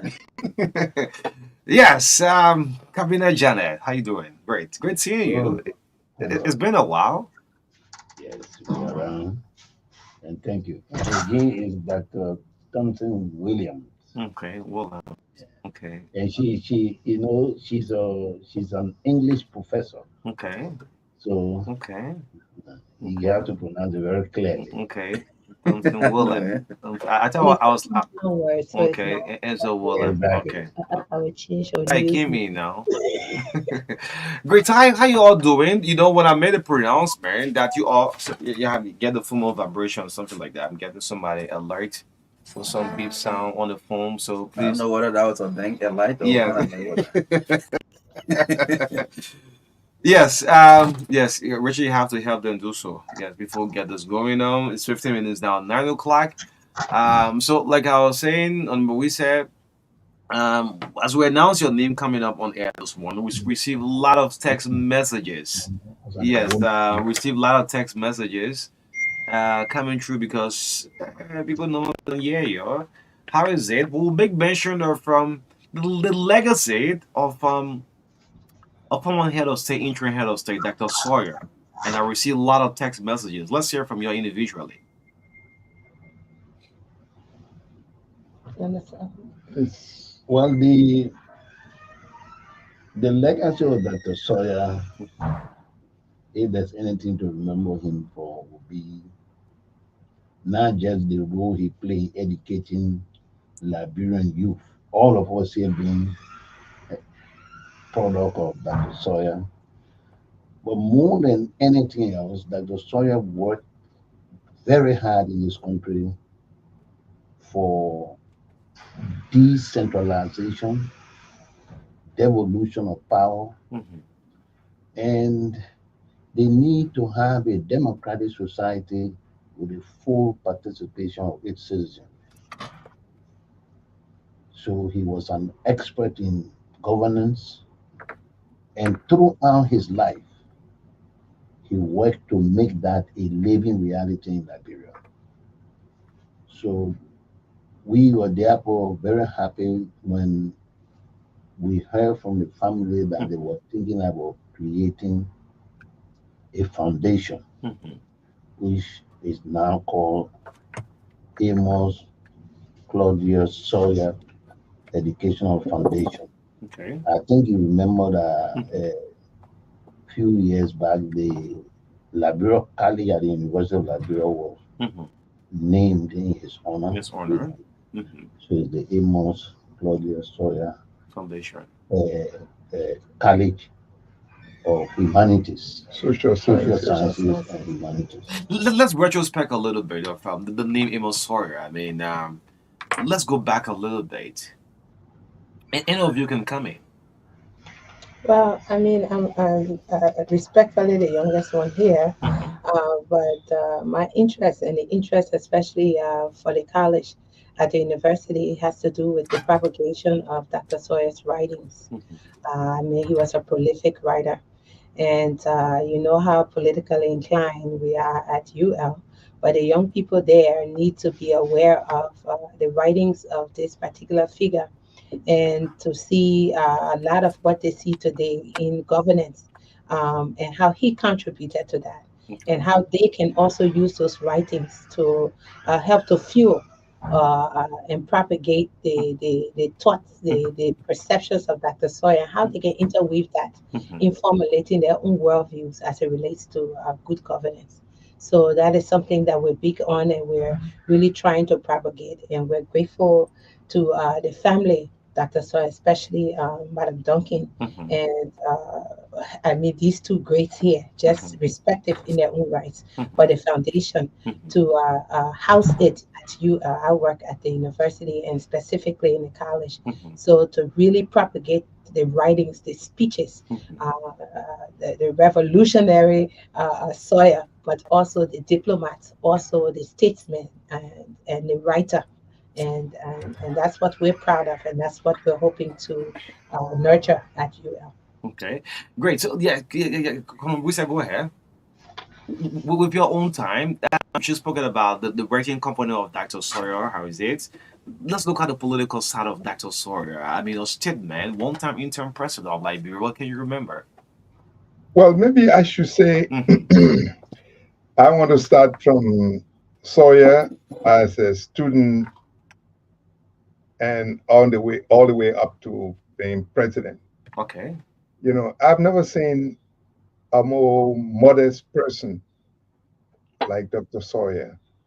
Dr. Sawyer from Sino went to Cape Palmas. His father, a tax collector, and in Cape Palmas, he went to Cape Palmas High School. I was happy when I went to Cape Palmas High School myself Mm-hmm. as a student, and the names we heard were young men like Dr. Sawyer. Never met him until we met in Monrovia at the University of Liberia when he came back home as one of the youngest professors. Okay. Tipote had become the first uh, young professor with a PhD in economics. Mm-hmm. I think when he was 29 or thereabout, and Sawyer and others came after, were maybe about the same age. They came later, but they were still young professors. But this was an era where academia was respected. In the government itself, President Talbot was recruiting. It was like a competition between the University of Liberia Mm-hmm. and the government. Okay. In the government, President Talbot was recruiting Dr. Baron Tarr. Okay. He was recruiting Elwood Dunn. Edward Dunn. He Mm-hmm. was recruiting Dr. Kessley and Mary Antoinette Brown Sherman, or before Mary Antoinette Brown Sherman, the Weeks and the and the professors afterwards who became president of the university. They were recruiting the people like Dr. Tipote, Okay. even though they had him to leave and the other then, but there were others. So the university academically was headed by academics. So Dr. Sawyer was one of such academics. Mm-hmm. And so by the time we went to the university, and everybody else remember that the teaching of social sciences was revolutionized. Okay. Everybody wanted to go to that class that every student had to attend to go on to anything else. Social science one, 102. Mm-hmm. And everybody went there and began to learn about Liberian society. That was his major contribution. I also remember that at the time when President Torbo was recruiting, Dr. Sawyer first the first offer to him was to be an assistant minister with a PhD. Not like today, where everybody get jump up. They think assistant minister job a Uh-huh. play job. Okay. So at the Foreign Affairs Ministry, you couldn't be anything below a master's degree Hmm. to hold any such position, even a director position. Hmm. So Dr. Sawyer was offered an assistant minister position in the Ministry of Foreign Affairs with a political science degree. No, he wanted to teach. And when he became teacher at the university, it was a time when going to the university, there was a certain dress code. You had to wear a certain suit to go Before to entering the class or what? class. I mean, you can You mean his class? not his class What kind of dress code was that? properly. When they say proper dress, and you go into university, you had to Okay. dress. You know, And what a suit and ya trouser. yeah, don't wear any kind of stuff. Okay. Then Dr. Sawyer, I remember as I had just come to Monrovia, driving. I mean, on the road, Mhm. and everybody say, "There is Dr. Sawyer, Dr. Sawyer." He Mhm. was wearing jean trousers with um, And this, yeah. no t-shirt, uh, t-shirt, tie-dye T-shirt Mhm. with an afro, Afro and hair. everybody in a taxi pointed to him, Dr. Sawyer. Dr. Sawyer. He came to the university. His dress code reduced the pressure Hmm. on the students Okay. because he wore jean trousers Okay. and with his afro and Afro his hair. Uh-huh. yeah, and his T-shirt. But what came out of that head was superior to anything anybody could think about. Hmm. He maintained that. Other offers he had, he never took until the military coup, when he became the president of the, when he became chairman of the Constitution Commission. Mhm. Now, as chairman of that Constitution Commission, again, some way, some of us got attached along the way, because then I was student leader, and it was our statement and recommendation to the military regime that there must be a constitutional change, that all of the things they killed the people for, they better do differently. And it was out of that that the military regime decided to set up the Constitution Commission and appointed Dr. Sawyer on it and appointed myself on it. I mean, Judge Janelle always joked me I was the shortest serving member of that Constitution Commission. Very- But yeah. anyway, Uh-huh. so then when the war started, Mhm. he was on the path. He had all the troubles in the university from the military. He fled to the United States and became one of the outstanding Liberian professors in any university. I was honored to be invited when the University of the Indiana University honored Dr. Sawyer with an honorary doctorate degree, Okay. in addition to his doctorate degree from Northwestern University. These are Ivy League universities. Wow. And you know, to get these honorary doctorates, you got to do other contributions. Two types of things in consideration. One is the monetary contribution to the university, and the other is your academic contribution. He fell in that category of the academic contributions, that a Liberian, an African, the only African at that time, Mhm. who was given that honorary doctorate degree. The one before him, another the person had contributed $10 million to the university. I was sitting down there just being an honored guest. I said, yes, this is a pride for Liberia. So, I mean, for many reasons, if there was anything that one would say thank you to George Weah for, Mhm. is the decision to The, name the the name of college, college after him. yes, the Okay. College of Social Sciences After him. and Humanities after Dr. Sawyer. Let's move to the cabinet and kind of the Janet. Let's retrospect a little bit. Dr. Sawyer. I heard the last time Musa Bullet did say I'm disciple of Dr. Sawyer and I laugh about it. So let me hear from you. You know, when I entered the University of Liberia and I started to develop interest in Liberian history, especially legal history, uh, that was ignited primarily by attending Dr. Sawyer's lectures. Uh, Communist one, I think it was 201. It was a second year. So, Yeah. but in any event, this professor came in. We used to call the class United Nations, because it was so packed. Okay. He entered the class. He was wearing jeans trousers, but he had a fountain chair. So yeah, so the first thing that this is professor, because like communist said, those were the days where you had to dress what they call properly. Mhm. So the man came and he walked his way through the student, then he went to the podium to. So I said, is this the Sawyer the reason? Looking so And common when like the this. man talked, then he talked about the Liberian mosaic. Okay. And then he talked about the contribution of each group that make us a whole. Hmm. And I said, see, now I understand what the Liberia is about.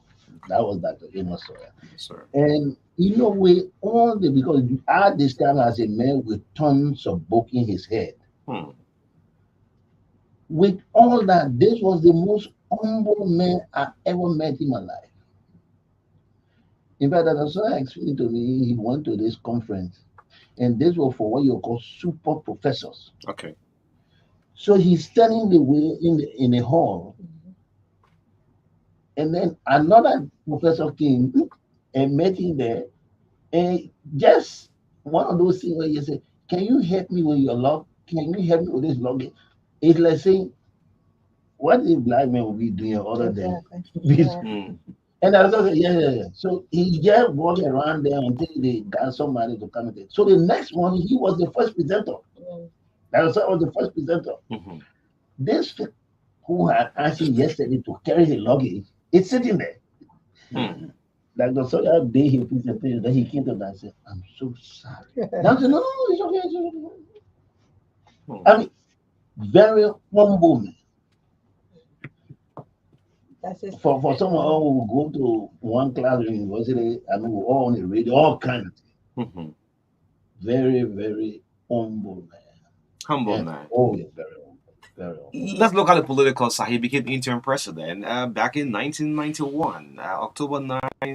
You want to retrospect a little bit for my colleague in coming? Yes, the political side of it. We have to save Dr. Thompson Williams Okay. out of this. Uh-huh. Dr. Thompson Williams' father Hmm. is part of that history. Okay. Yeah. I she's a That's very young lady. I'm not okay. Uh-huh. playing down on her, but So if you notice something in there, oh, Marka and I were just nodding our head you know, because we were all. I mean, not just Thom- saying not born and listening to you. Thompson Williams' father Uh-huh. is Sally Thompson. Okay. If many people will be surprised, or maybe again the problem with our history, many people quick to forget or they don't know. Mhm. They don't have the time to study. Mhm. But Sally Thompson is one associated. If there's no way you can tell the history of the war Mhm. and the beginning of the war without the name Sally Thompson, the Samuel Doe capture, Prince Johnson base, the whole story. Okay. Without that name, Sally Thompson, Mhm. he is a reservoir of that particular history. Mhm. Anyway, thank God you stay alive. Okay. But that's the daughter, and he spent all his money for her to go and do a PhD. So she will hear from us some of the things that maybe she didn't hear from her father. Briefly, let's look at it. A very short interim president. In 1991, the name was announced. Dr. Amos C. Sawyer, interim president of Liberia. His style of leadership, Liberia. I mean, let's look at his style of No, leadership. you see, Sawyer was elected by Liberian groups. The Mosaic met in Gambia, Banjo. yeah, Mhm. to end the war, and that was in 1990.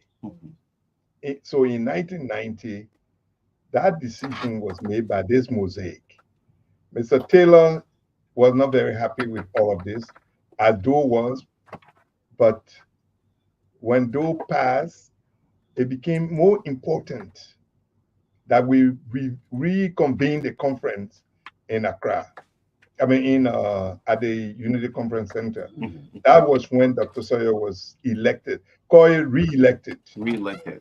So that's what you heard, 1991. In fact, I think part of the argument put forth at the time by later on President Taylor Mhm. was that you can't go outside Liberia and go elect somebody there. Okay. And bring them Exactly. In Liberia. So that was fulfilled by the Unity Party, Unity Conference Mhm. gathering. Okay. yes. So it was that meeting that allowed me, I had been in exile from the military government for 10 years. 10 years. So I came back home and participated in that conference. So I know what happened there. and and it was just an extraordinary occasion. So I'm not quite sure what the question was, but so 1990 he became president of the interim government with the mandate carrying three things that came out of the ECOWAS peace plan. And the ECOWAS peace plan was a plan that was actually couched by Liberians, the Interfaith Council, the Interfaith Mediation Committee comprised Muslims, Muslim leaders, and and and Christian leaders. So Archbishop Francis on the one hand and Sheikh Kafumakone on the other hand. They led the two blocks that came together, and no one believed that Christians and Muslims could work together in the way that they did. And the women, I should say, with Mary Brownell and the others. On the one hand, this is the group that came up with this idea of the Peace plan. the peace plan. And the peace plan, what's the peace plan? First, there should be ceasefire. Okay. There should be a government created that would not be led by any of the warring factions. There was disarmament. They need to disarm the fighters. When you ceasefire, you got to disarm. Was he the one saying, Liberians, get yourself being involved? Be other people disarming? Sorry? I mean, Liberians, get yourself involved. Be other people disarming. I think there was a famous call on Radio Moravia back then playing. Well, we're doing everything, saying everything. But Sawyer led that process.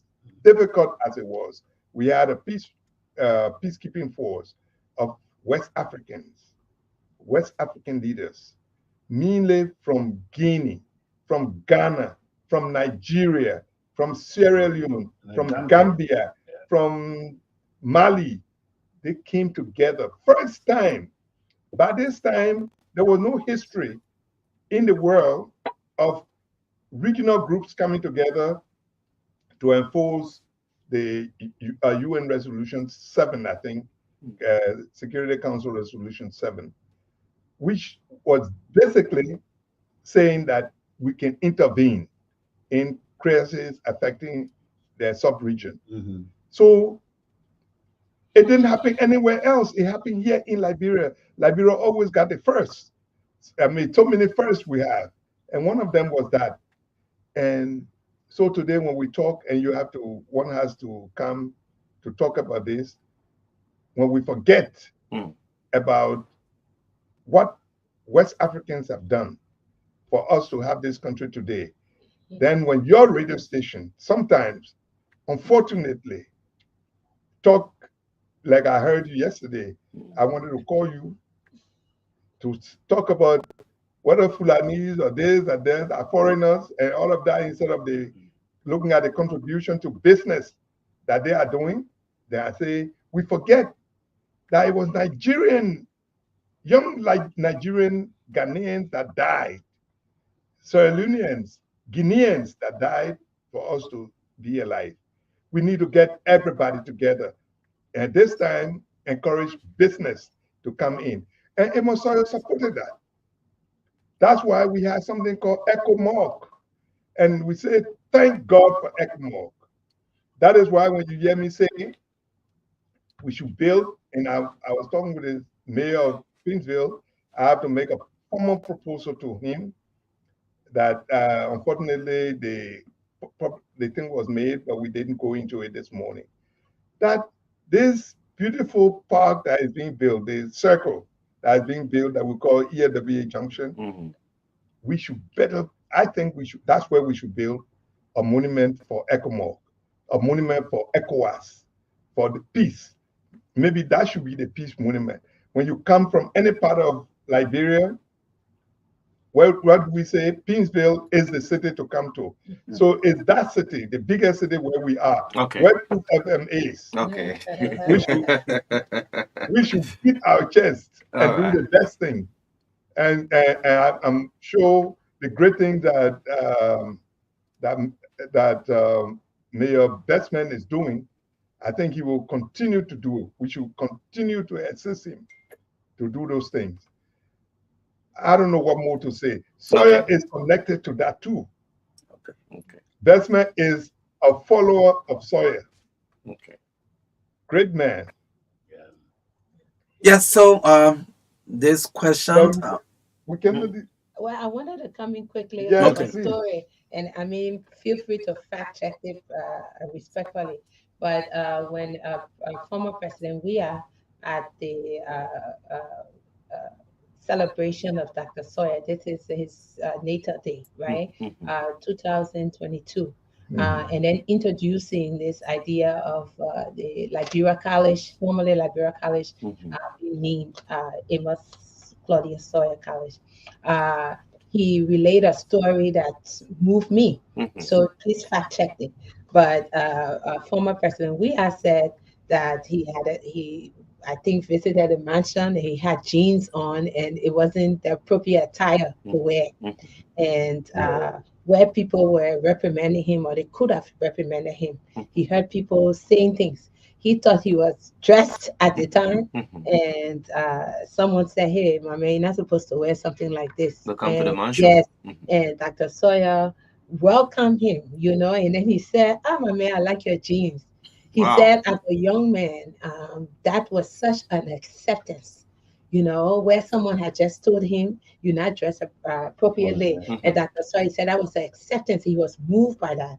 And I want to relay it even at the college. So politically, stand between these two. Of course, they are in the best position to speak, Mm-hmm. even though, unlike you, Onya, I was born 1976. I'm still older than you. But to have heard former presidents say that at university, I used to be a student leader in school.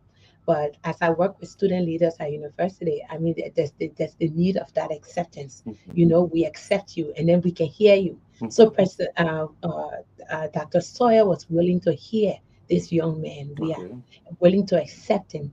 And let me tell you, the message will get through from one generation to the next when there's that level of acceptance. When someone says you don't belong here, you are not dressed the way that you need to dress to be here. So listening to the two of you, well, yes, Dr. Sawyer dressing the way that most people they shouldn't have dressed or weren't dressing that way at the time at UL. And then students hearing him and saying, just standing saying, wow, okay, this is why. I was very moved that former President Weah, felt that level of acceptance. And I mean, reading Dr. Sawyer's writings, I was very blessed to attend a conference he had at Indiana State.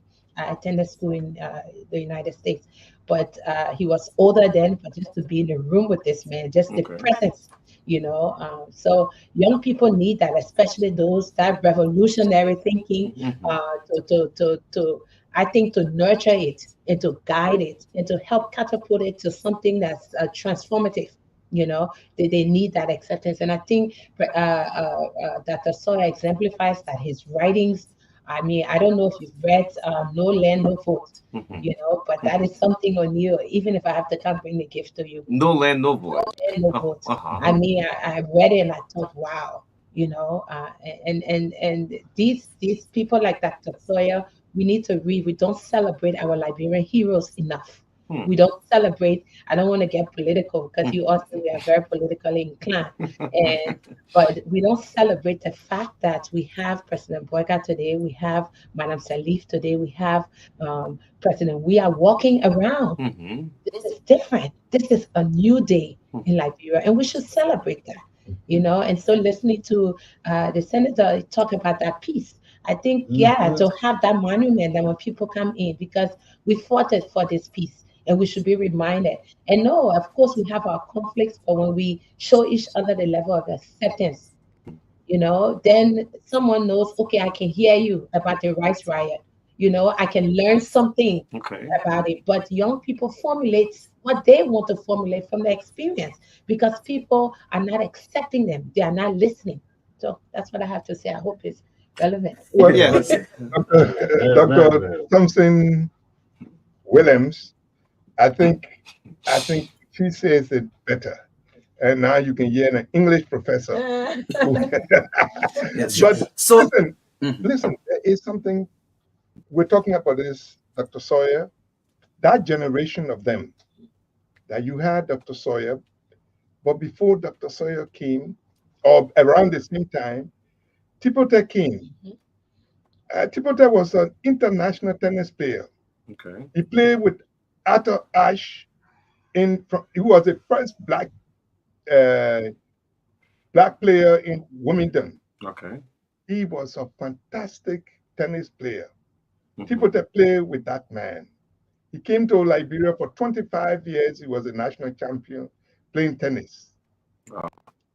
But Tipote, again, handsome, tall, with the afro too, but he decided to wear the things that everybody could afford. Okay. So he went on Benson Street, somewhere on Benson Street, they had a place they were making car tires.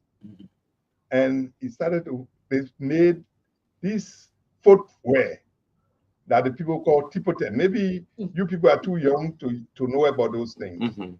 But the Tipote tires were made out of the car tires. And he began to wear them as a professor at the university. He began to wear them and began to wear what were called loafer dress, the gowns. Mhm. That became very popular in Liberia. Tipote wear. That became a crime for many people. Tipote man, he didn't want people to enjoy. Okay. That it became the crime that such a person could never be president because we want people to enjoy. You know, so today you ask people what people there have done wrong to you people.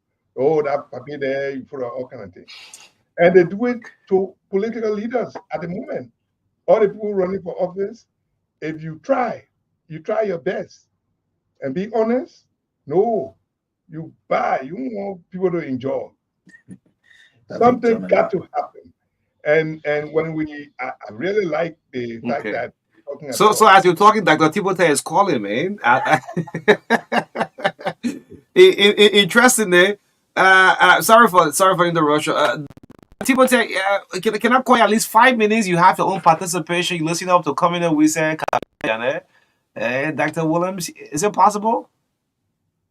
Excuse me. Yes. Yes, he's asking whether you guys like him to. You invited him on.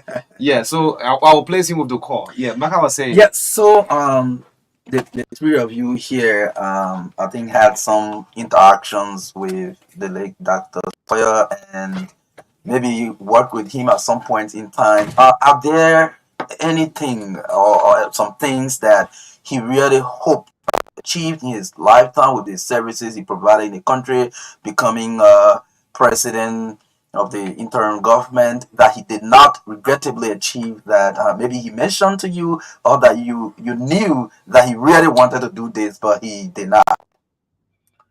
Well, just talking with Dr. Sawyer from time to time, one of the things I think he really would have loved to see done in his lifetime, and that doesn't necessarily mean to head the initiative, but at least to take a hard look at is the Constitution of the Republic of Liberia that we have today. Really believe that we needed to look at this centralization of power, Liberia being run generally from Monrovia, all those kind of things, devolution of power. I think that is one thing that most of us are dedicated to working to achieve in the future. That something William was telling you about book. There's a book also called Beyond Plunder. Beyond Plunder. I recommend it for reading, especially for you, O'Neill. And I have it at my library, so you Okay. can start by. And he said, where's your library, in fact? Library just by your friend's office there. Who's my friend again? Homepage newspaper, man. Renee? Just by his office. I just Okay. so you come there, I got a copy. At least I can let you read it. Okay. And then you got to read it in 2-3 days and return it. How many pages is that? How many pages? 400 and 2-3 days. I should forget all the politics. Okay. You start from there. Okay. Okay. But you can buy some yourself. Okay. Let's go quickly. There are people that say you want to have a stay appointment at 10 o'clock. But on this foundation, let's talk about it. Maybe if Where we are allow we to so call? Yes, but before Dr. Thibodeau call in, if Amos Sawyer is alive, the first 100 days of Joseph Boyka, summarize it. Well, let's talk a little bit about the foundation. Like I said to you, Yeah, go to the fund. You still come back to yeah, this. I said Uh-huh. to you that Mm-hmm. part of the thing that Sawyer wanted to see done is to focus on our governance system. Okay. You know that the kind of system we have right now is one where Liberia is run from Monrovia. Everything is Monrovia. And that is not just a meaningless expression. You talk about whatever you want to do in this country in terms of transformation, Okay. it starts with Monrovia. Monrovia has to be on board. In fact, Monrovia has to be the driver. Okay. What Dr. Sawyer wanted to see was devolution of power so that Okay. these local administrations be strengthened to be able to inform transformation development from those areas. Okay. In other words, the local government authority. So, and that is something that we need to look at. And then to do that and do it very well, we also need going back to revisiting the Constitution of the Republic of Liberia. Khomeini and others were those who did the Constitution. We were always joking, of course, that he was the guy who lived on, participated in the program for the shortest time. The You know, shortest time. President drove him out of the country. Okay. He was in exile for 10 years. Yeah. So, though he was the youngest on the commission of 25 persons. Okay. But I think The, shortly the thereafter, revised constitution? no, the 1986 The constitution, 1986, okay. you know, as part of the process of returning the country to civilian rule, there was a need to write a constitution for Liberia. So this commission was set up by the PRC, headed by Samuel Doe, and then a 25-man commission was set up, including Senator Wilson. In fact, he was the youngest guy on the youngest person on the commission, and historically the person who stayed on the floor for the shortest time also. Yes. So, So those are the yeah. things. And the foundation actually is the Amos Claudia Sawyer Foundation. Educational Foundation. Okay. We want to continue his legacy by having this foundation that will basically focus on his work and then ensuring that what he had taught would be the way to proceed as far as democratic governance in this country is concerned, that we follow through with that. So now we have the ACS college, and then the foundation will be part of the efforts to just help them drive this through. So we are working also with the foundation in that respect. All right. Great. Any official launch of the foundation? Not yet. Because I one or two issues on the Steel University campus. Are you still planning? You just want to talk about that. No, I'm just asking. Do you have a time frame officially launching? I'm not going there. All right. Great. Maybe yes. There was a, Uh-huh. you know, what we try to do, You we want to use the have U. annual lecture a flagship series. event. Yeah. And then the whole idea is to keep Dr. Sawyer's thoughts, ideas alive. Okay. We wanted to do it this year, the first annual lecture series. We plan it for his birthday, which is June 15th. But it coincided with a couple of things that were beyond our control, including, the general thing on the campus. I wonder it hosted at the The college. main campus, right? And yeah, you don't want that disruption. Anyway, I just wanted to know. Great. So, and then of course, because Mhm. it is an internet, it's a lecture with high profile people. For example, Dr. Abdullah Bachili, one of Dr. Sawyer's colleagues, Okay. who just ended a UN job at the Sahel, Yes. station in Libya. Mhm. He had accepted to come in and give Okay. this lecture. Wow. Yeah. Wow. And then with Dr. Musa of the UN, the ECOWAS group, Mhm. I mean, quite a good number of high profile academics, international public servants. They were ready to come in and do it. Of course, we are very grateful to all who try to help us. So we will also be looking for sponsorship, Okay. corporate board and all of that, because organizing a program of this character Mhm. will definitely require a lot of resources. Now, Great. So O'Neill, yeah. And So I'm grateful to you yeah. So because we have you Dr. told Thibault. you told Go me ahead. to be Uh-huh. part of those efforts. and Yes. O'Neill, UL students they spend 2 months Uh-huh. practicing to Uh-huh. recite speeches. Okay. Dr. Sawyer's speeches. So Great. don't Yeah. smile that you've been given the whole time. No. So we have Dr. Tukba and Thibault live mobile. Yes. That. Good morning. Good morning. Welcome to the Truth Breakfast Show. How you doing this morning? Well, I'm doing great. And by the way, happy pre-birthday. Oh, yes, very soon, Dr. Thibault, you celebrate your birthday.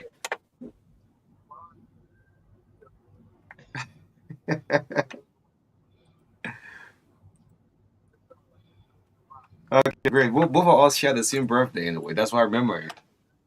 Yes, great. Yeah, so Dr. Thibault, I have in studio. We're coming up with Council of Gambina Jada and Dr. Kula Thompson Williams on the legacy of the late Dr. Amos Claudius Sawyer. What can you remember?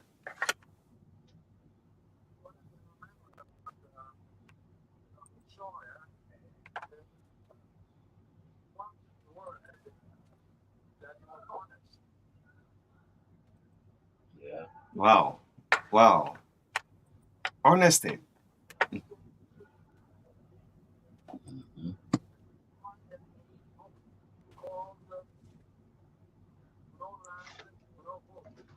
Hmm. No Yeah. land, no vote.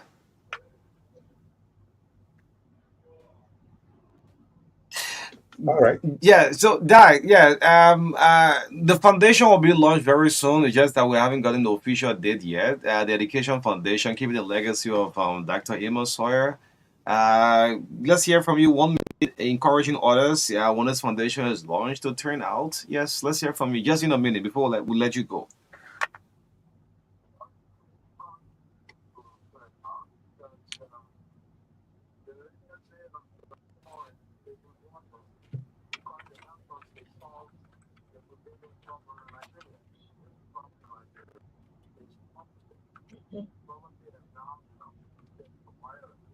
Mhm.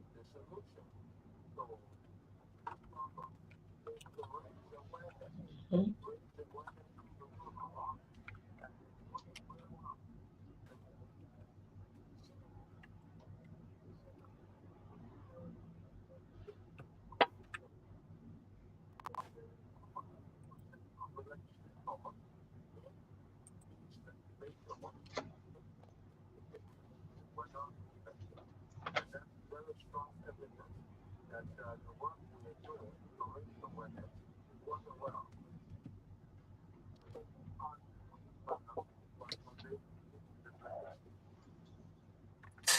Thank you so much, Dr. Tipote, and look forward to seeing you soon. Maybe before the birthday or on the birthday.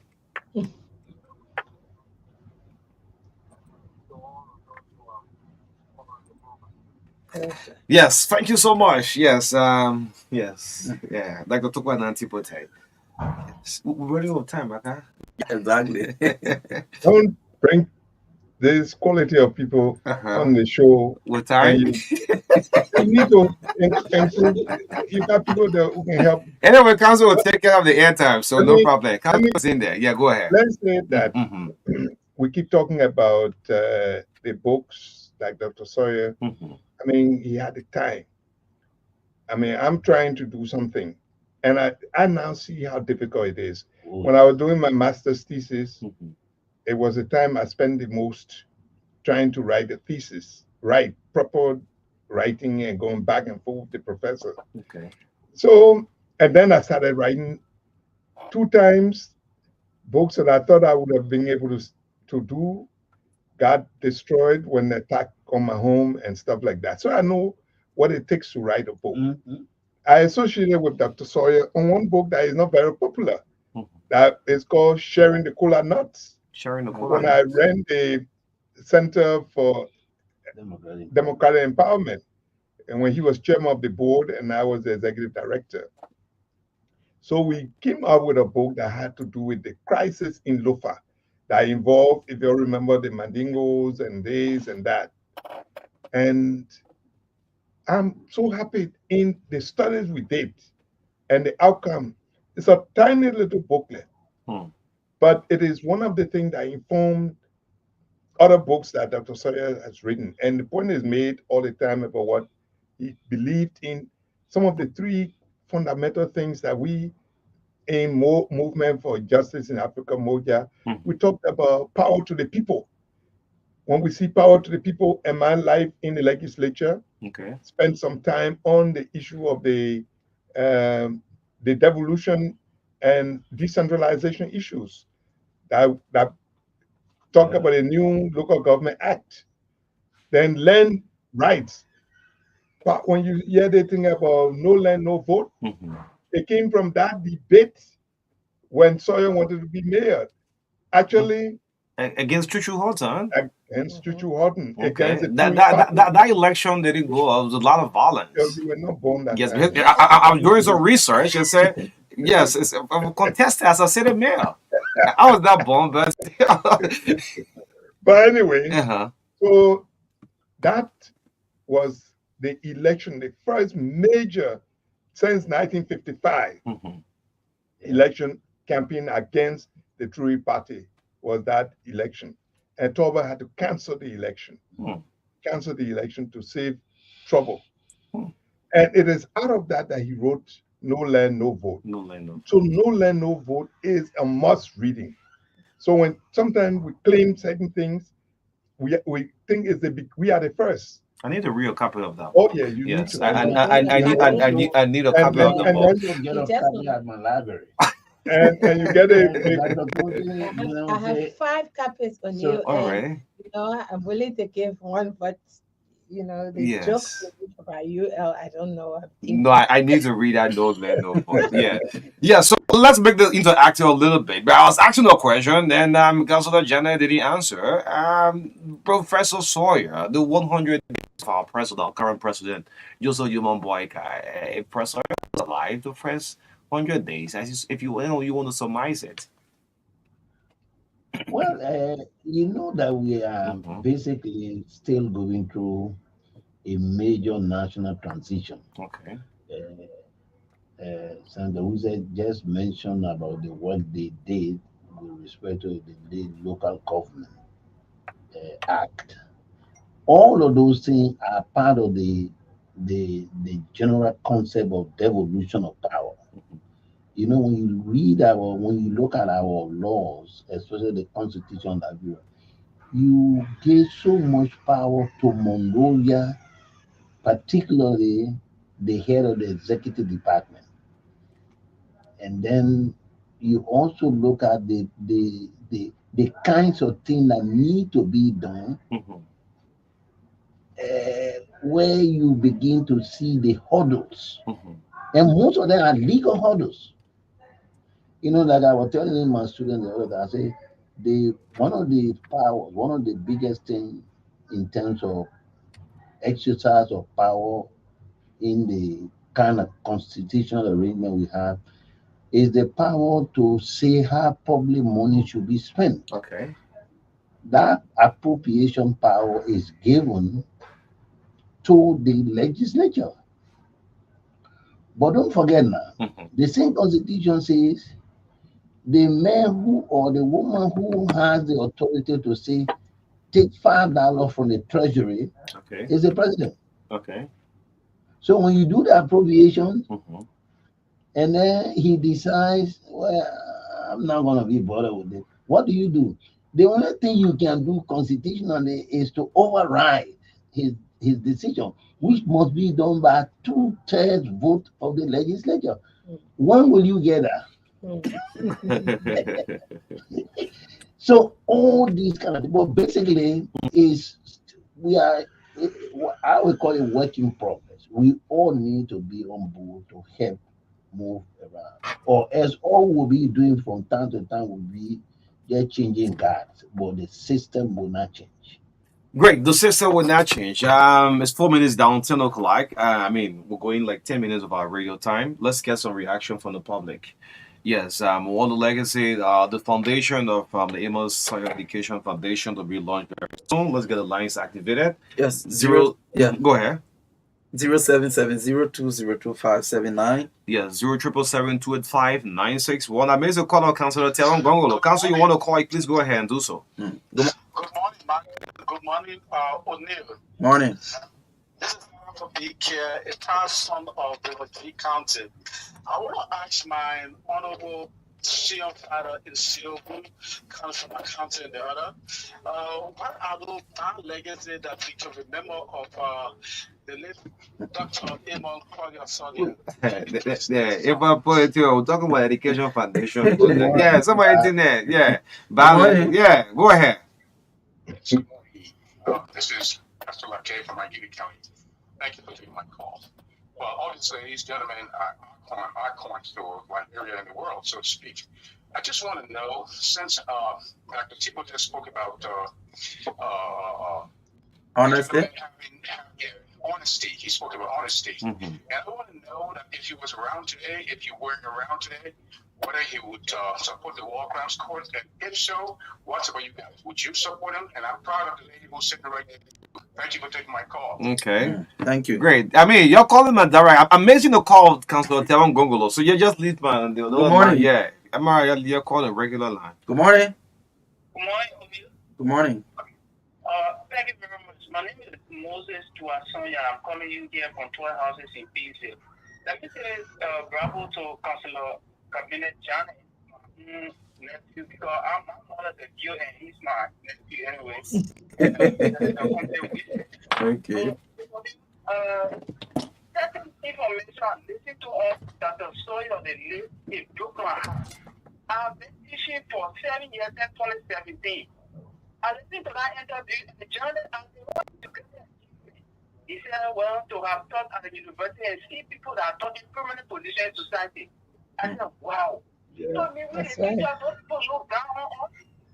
And my late father was the secretary to the late Jackson to 1979 now your education minister. My dad did my mother, they all, so I want to be bravo to Councilor and commonly consider the wishes. That day I will be there because Okay. God give me inspiration as a teacher. Yeah, you look for I will announce the date. Thank you. Let's pick up Councilor Telon say Gongolo. Council, good morning. Yes, we're gonna legacy from Dr. Amos Sawyer. So I have a main Councilor Cabinet Janet, Comment Wise, and Kula Thompson Williams. Dr. Kula Thompson Williams with us. Let's hear you.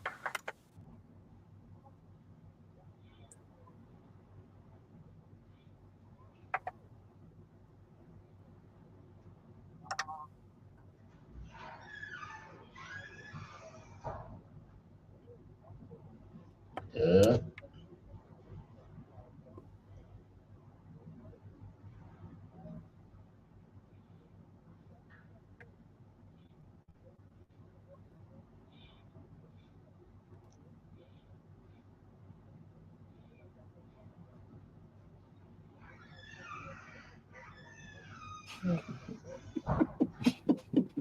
Wow.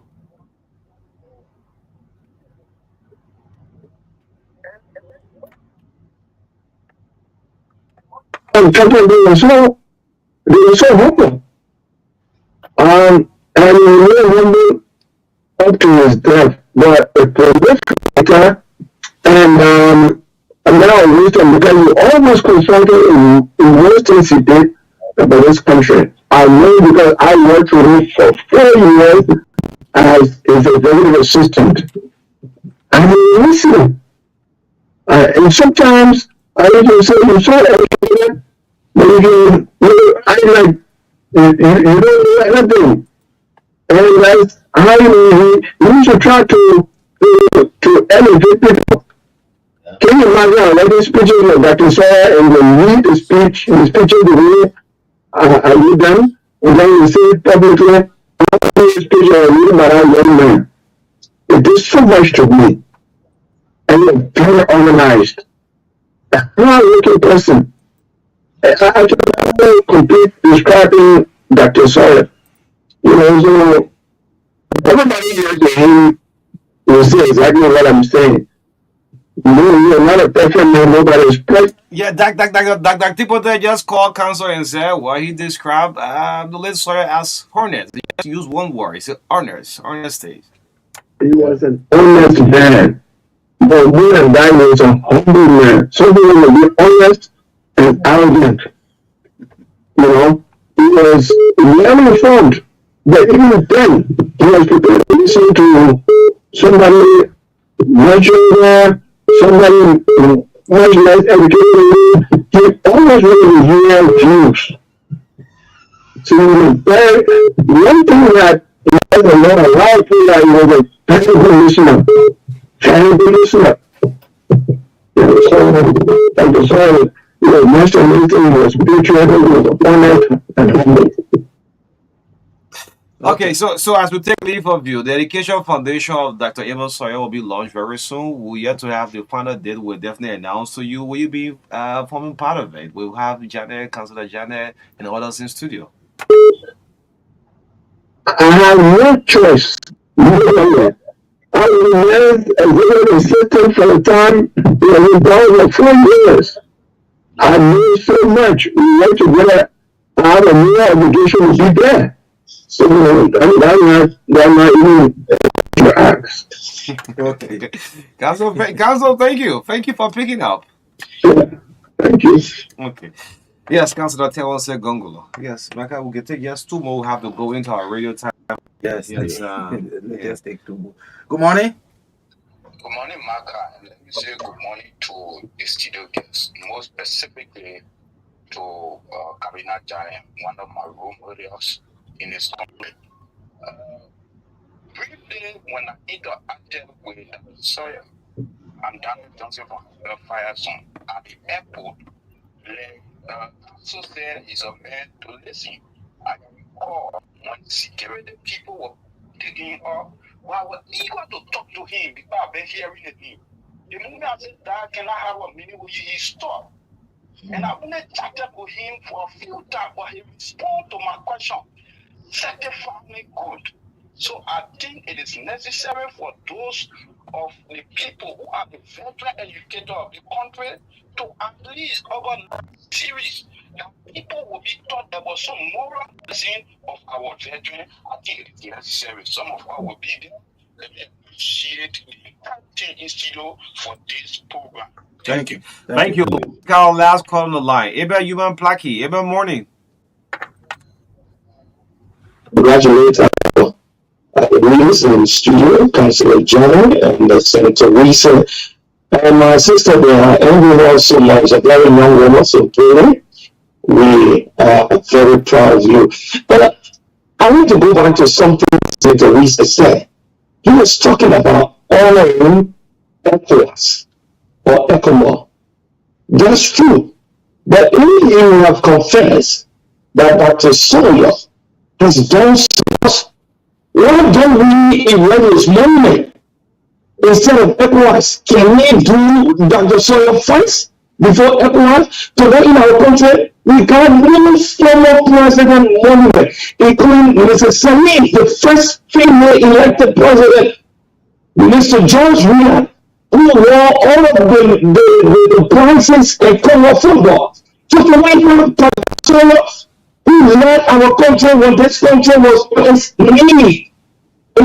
So I want to suggest to Senator Reason, and also Senator Oliver Senator and Councilor James. Let us be thinking about erecting the monument of Dr. Sawyer, even believe that he has done so well to that particular EFW junction. Mrs. Ellen Johnson Sirleaf, the first woman who became president in Africa elected.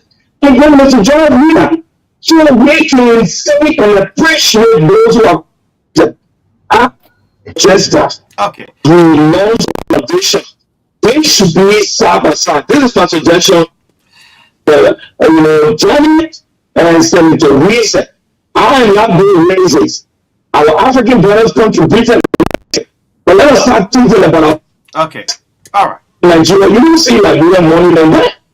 Anyway,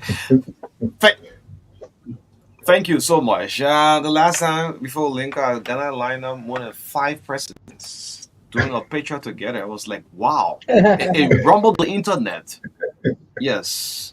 5 presidents lined up and did a photo shoot. I was like, wow, this can happen in Liberia. Politics tear everything apart. Yes, let's do the next 5 minutes. I mean, we're out of time. We're into our radio time already. So let's start out with Dr. Kula. Yes. Just two things. First, just again, respectfully to the young man I just called in, and of course, even though he directed it to the two greats here, monuments. There's the physical aspect of that, but there's also the psychological aspect, and the one that is not concrete that you don't see. So when we talk about Dr. Sawyer, and when you hear callers coming in and saying, hey, when they first went to University of Liberia and heard him speak or heard him teach, and they saw him as gods, there's so much pain still in the country, and a physical monument sometimes, right? When people haven't settled certain conflicts or there's still division, sometimes don't get us to where we want to. But again, thanks to the Sawyer Foundation, thanks to led at the university, the college by Dr. Josephus Gray, my boss, head of Amos Sawyer College, and to all of our leaders. But these monuments start in the minds of young people. And again, where they can be introduced via lectures, via real exchange. Okay, when someone has their own opinion about what may have happened, and yes, they weren't born like you said, okay, but very knowledgeable on things and willing to read the 400 pages, and I will bring my book to I love the challenge. No, don't do all two at the same time. You don't do your job, but also not being informed. Okay, I don't listen too much, but I know about the show, and when there are topics, I listen to it.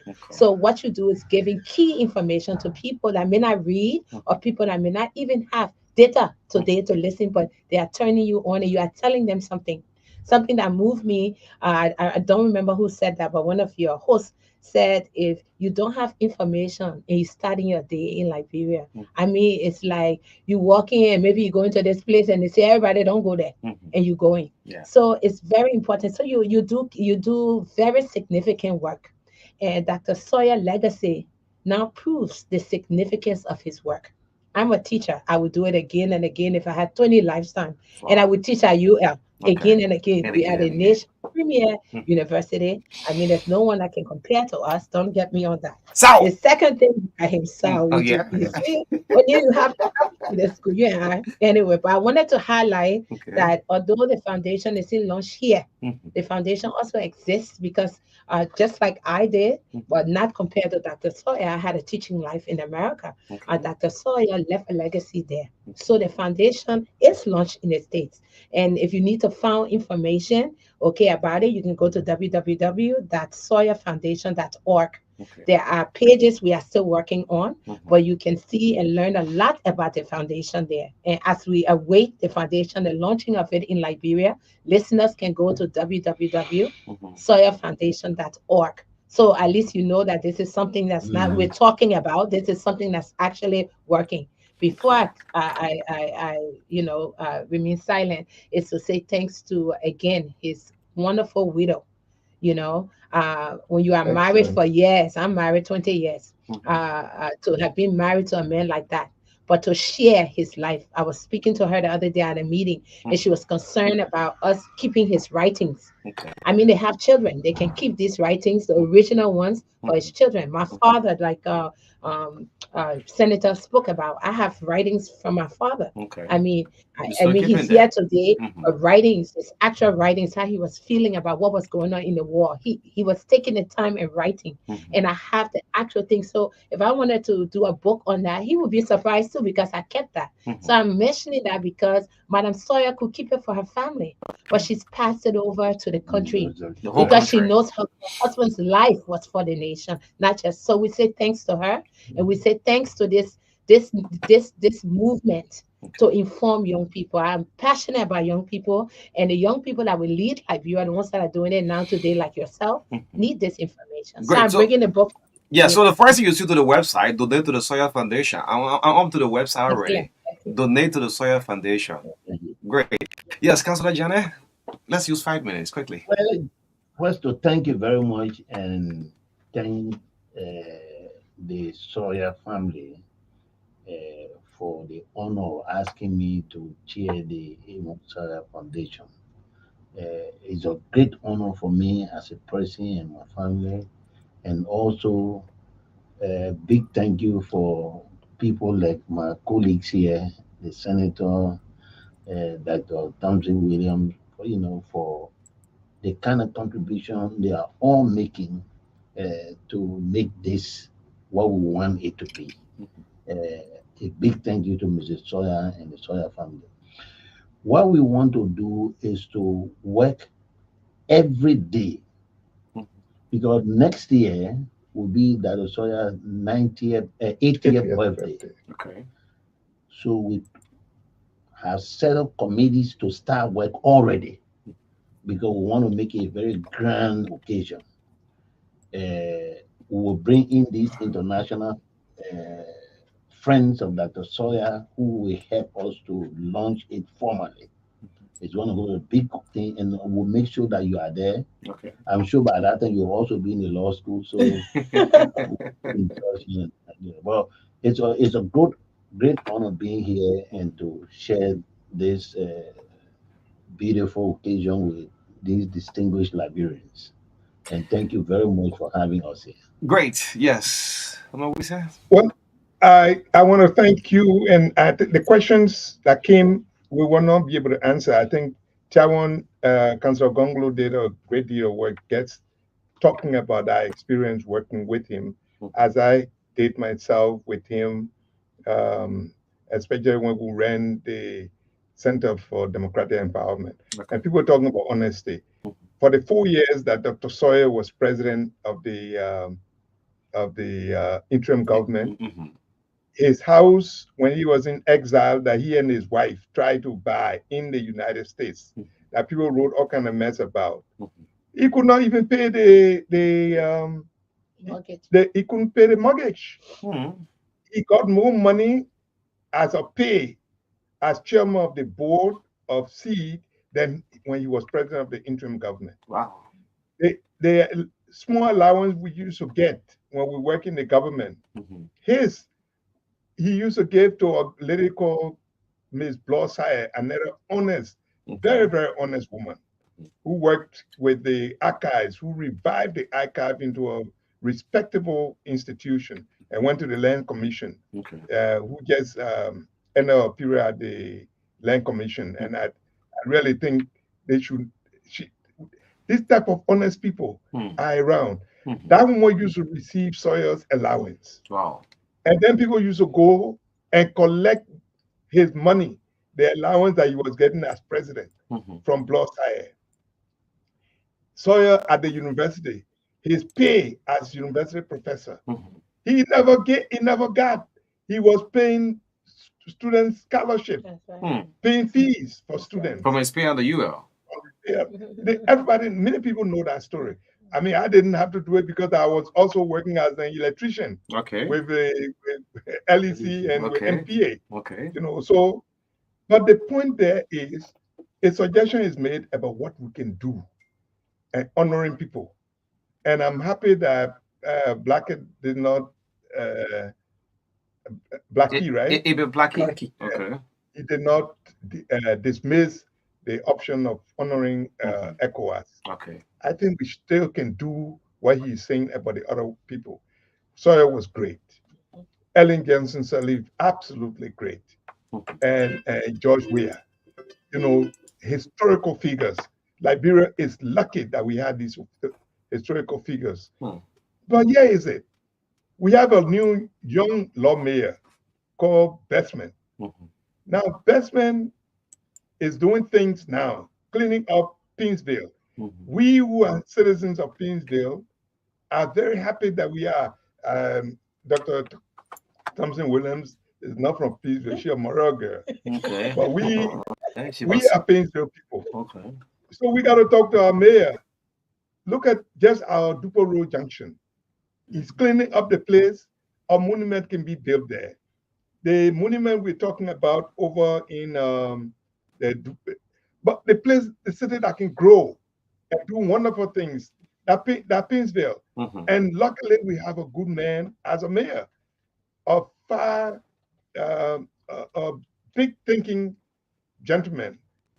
I think we should all, this station and others should help Mayor Bestman to do the work that he's doing, cleaning up the city, and then setting aside these historic spots where we can do things. Okay. And of course, the greatest monument. Yes, very clean, Senator, very clean. the Thompson Williams is talking about the biggest monument, really, is the monument in the head. In the head, yeah, I captured that when very the well. university is established, and we have what is the fastest growing and the oldest college is the Liberia College, which is named after which is named after Dr. Sawyer. Liberia I know other parts of the university can be named after Mayor Anthony Brown Shema. Great people. We cannot forget them. But their ideas, greatest of all the things we must try to foster and support are the ideas that they represented. Great, yes. So, it's been wonderful this morning. Keeping the dreams alive. This was great. Of Dr. Claudia Sawyer. On this note, I'd like to say thank you. Been wonderful serving breakfast since 7:30 this morning. We're taking our weekend break. We have Mondays to Friday. Thank you, Councilor Kabina Janet. Honorable Communist Wise, Dr. Kula Thompson Williams. And we'll announce to you very soon what will be the official launch from the Dr. MLC Sawyer Educational Foundation. On the entire team, Rachel Lucina, Baka Davis, my name is O'Neill. Saying have a blessed day. Have a great weekend. Bye-bye. See you on Monday.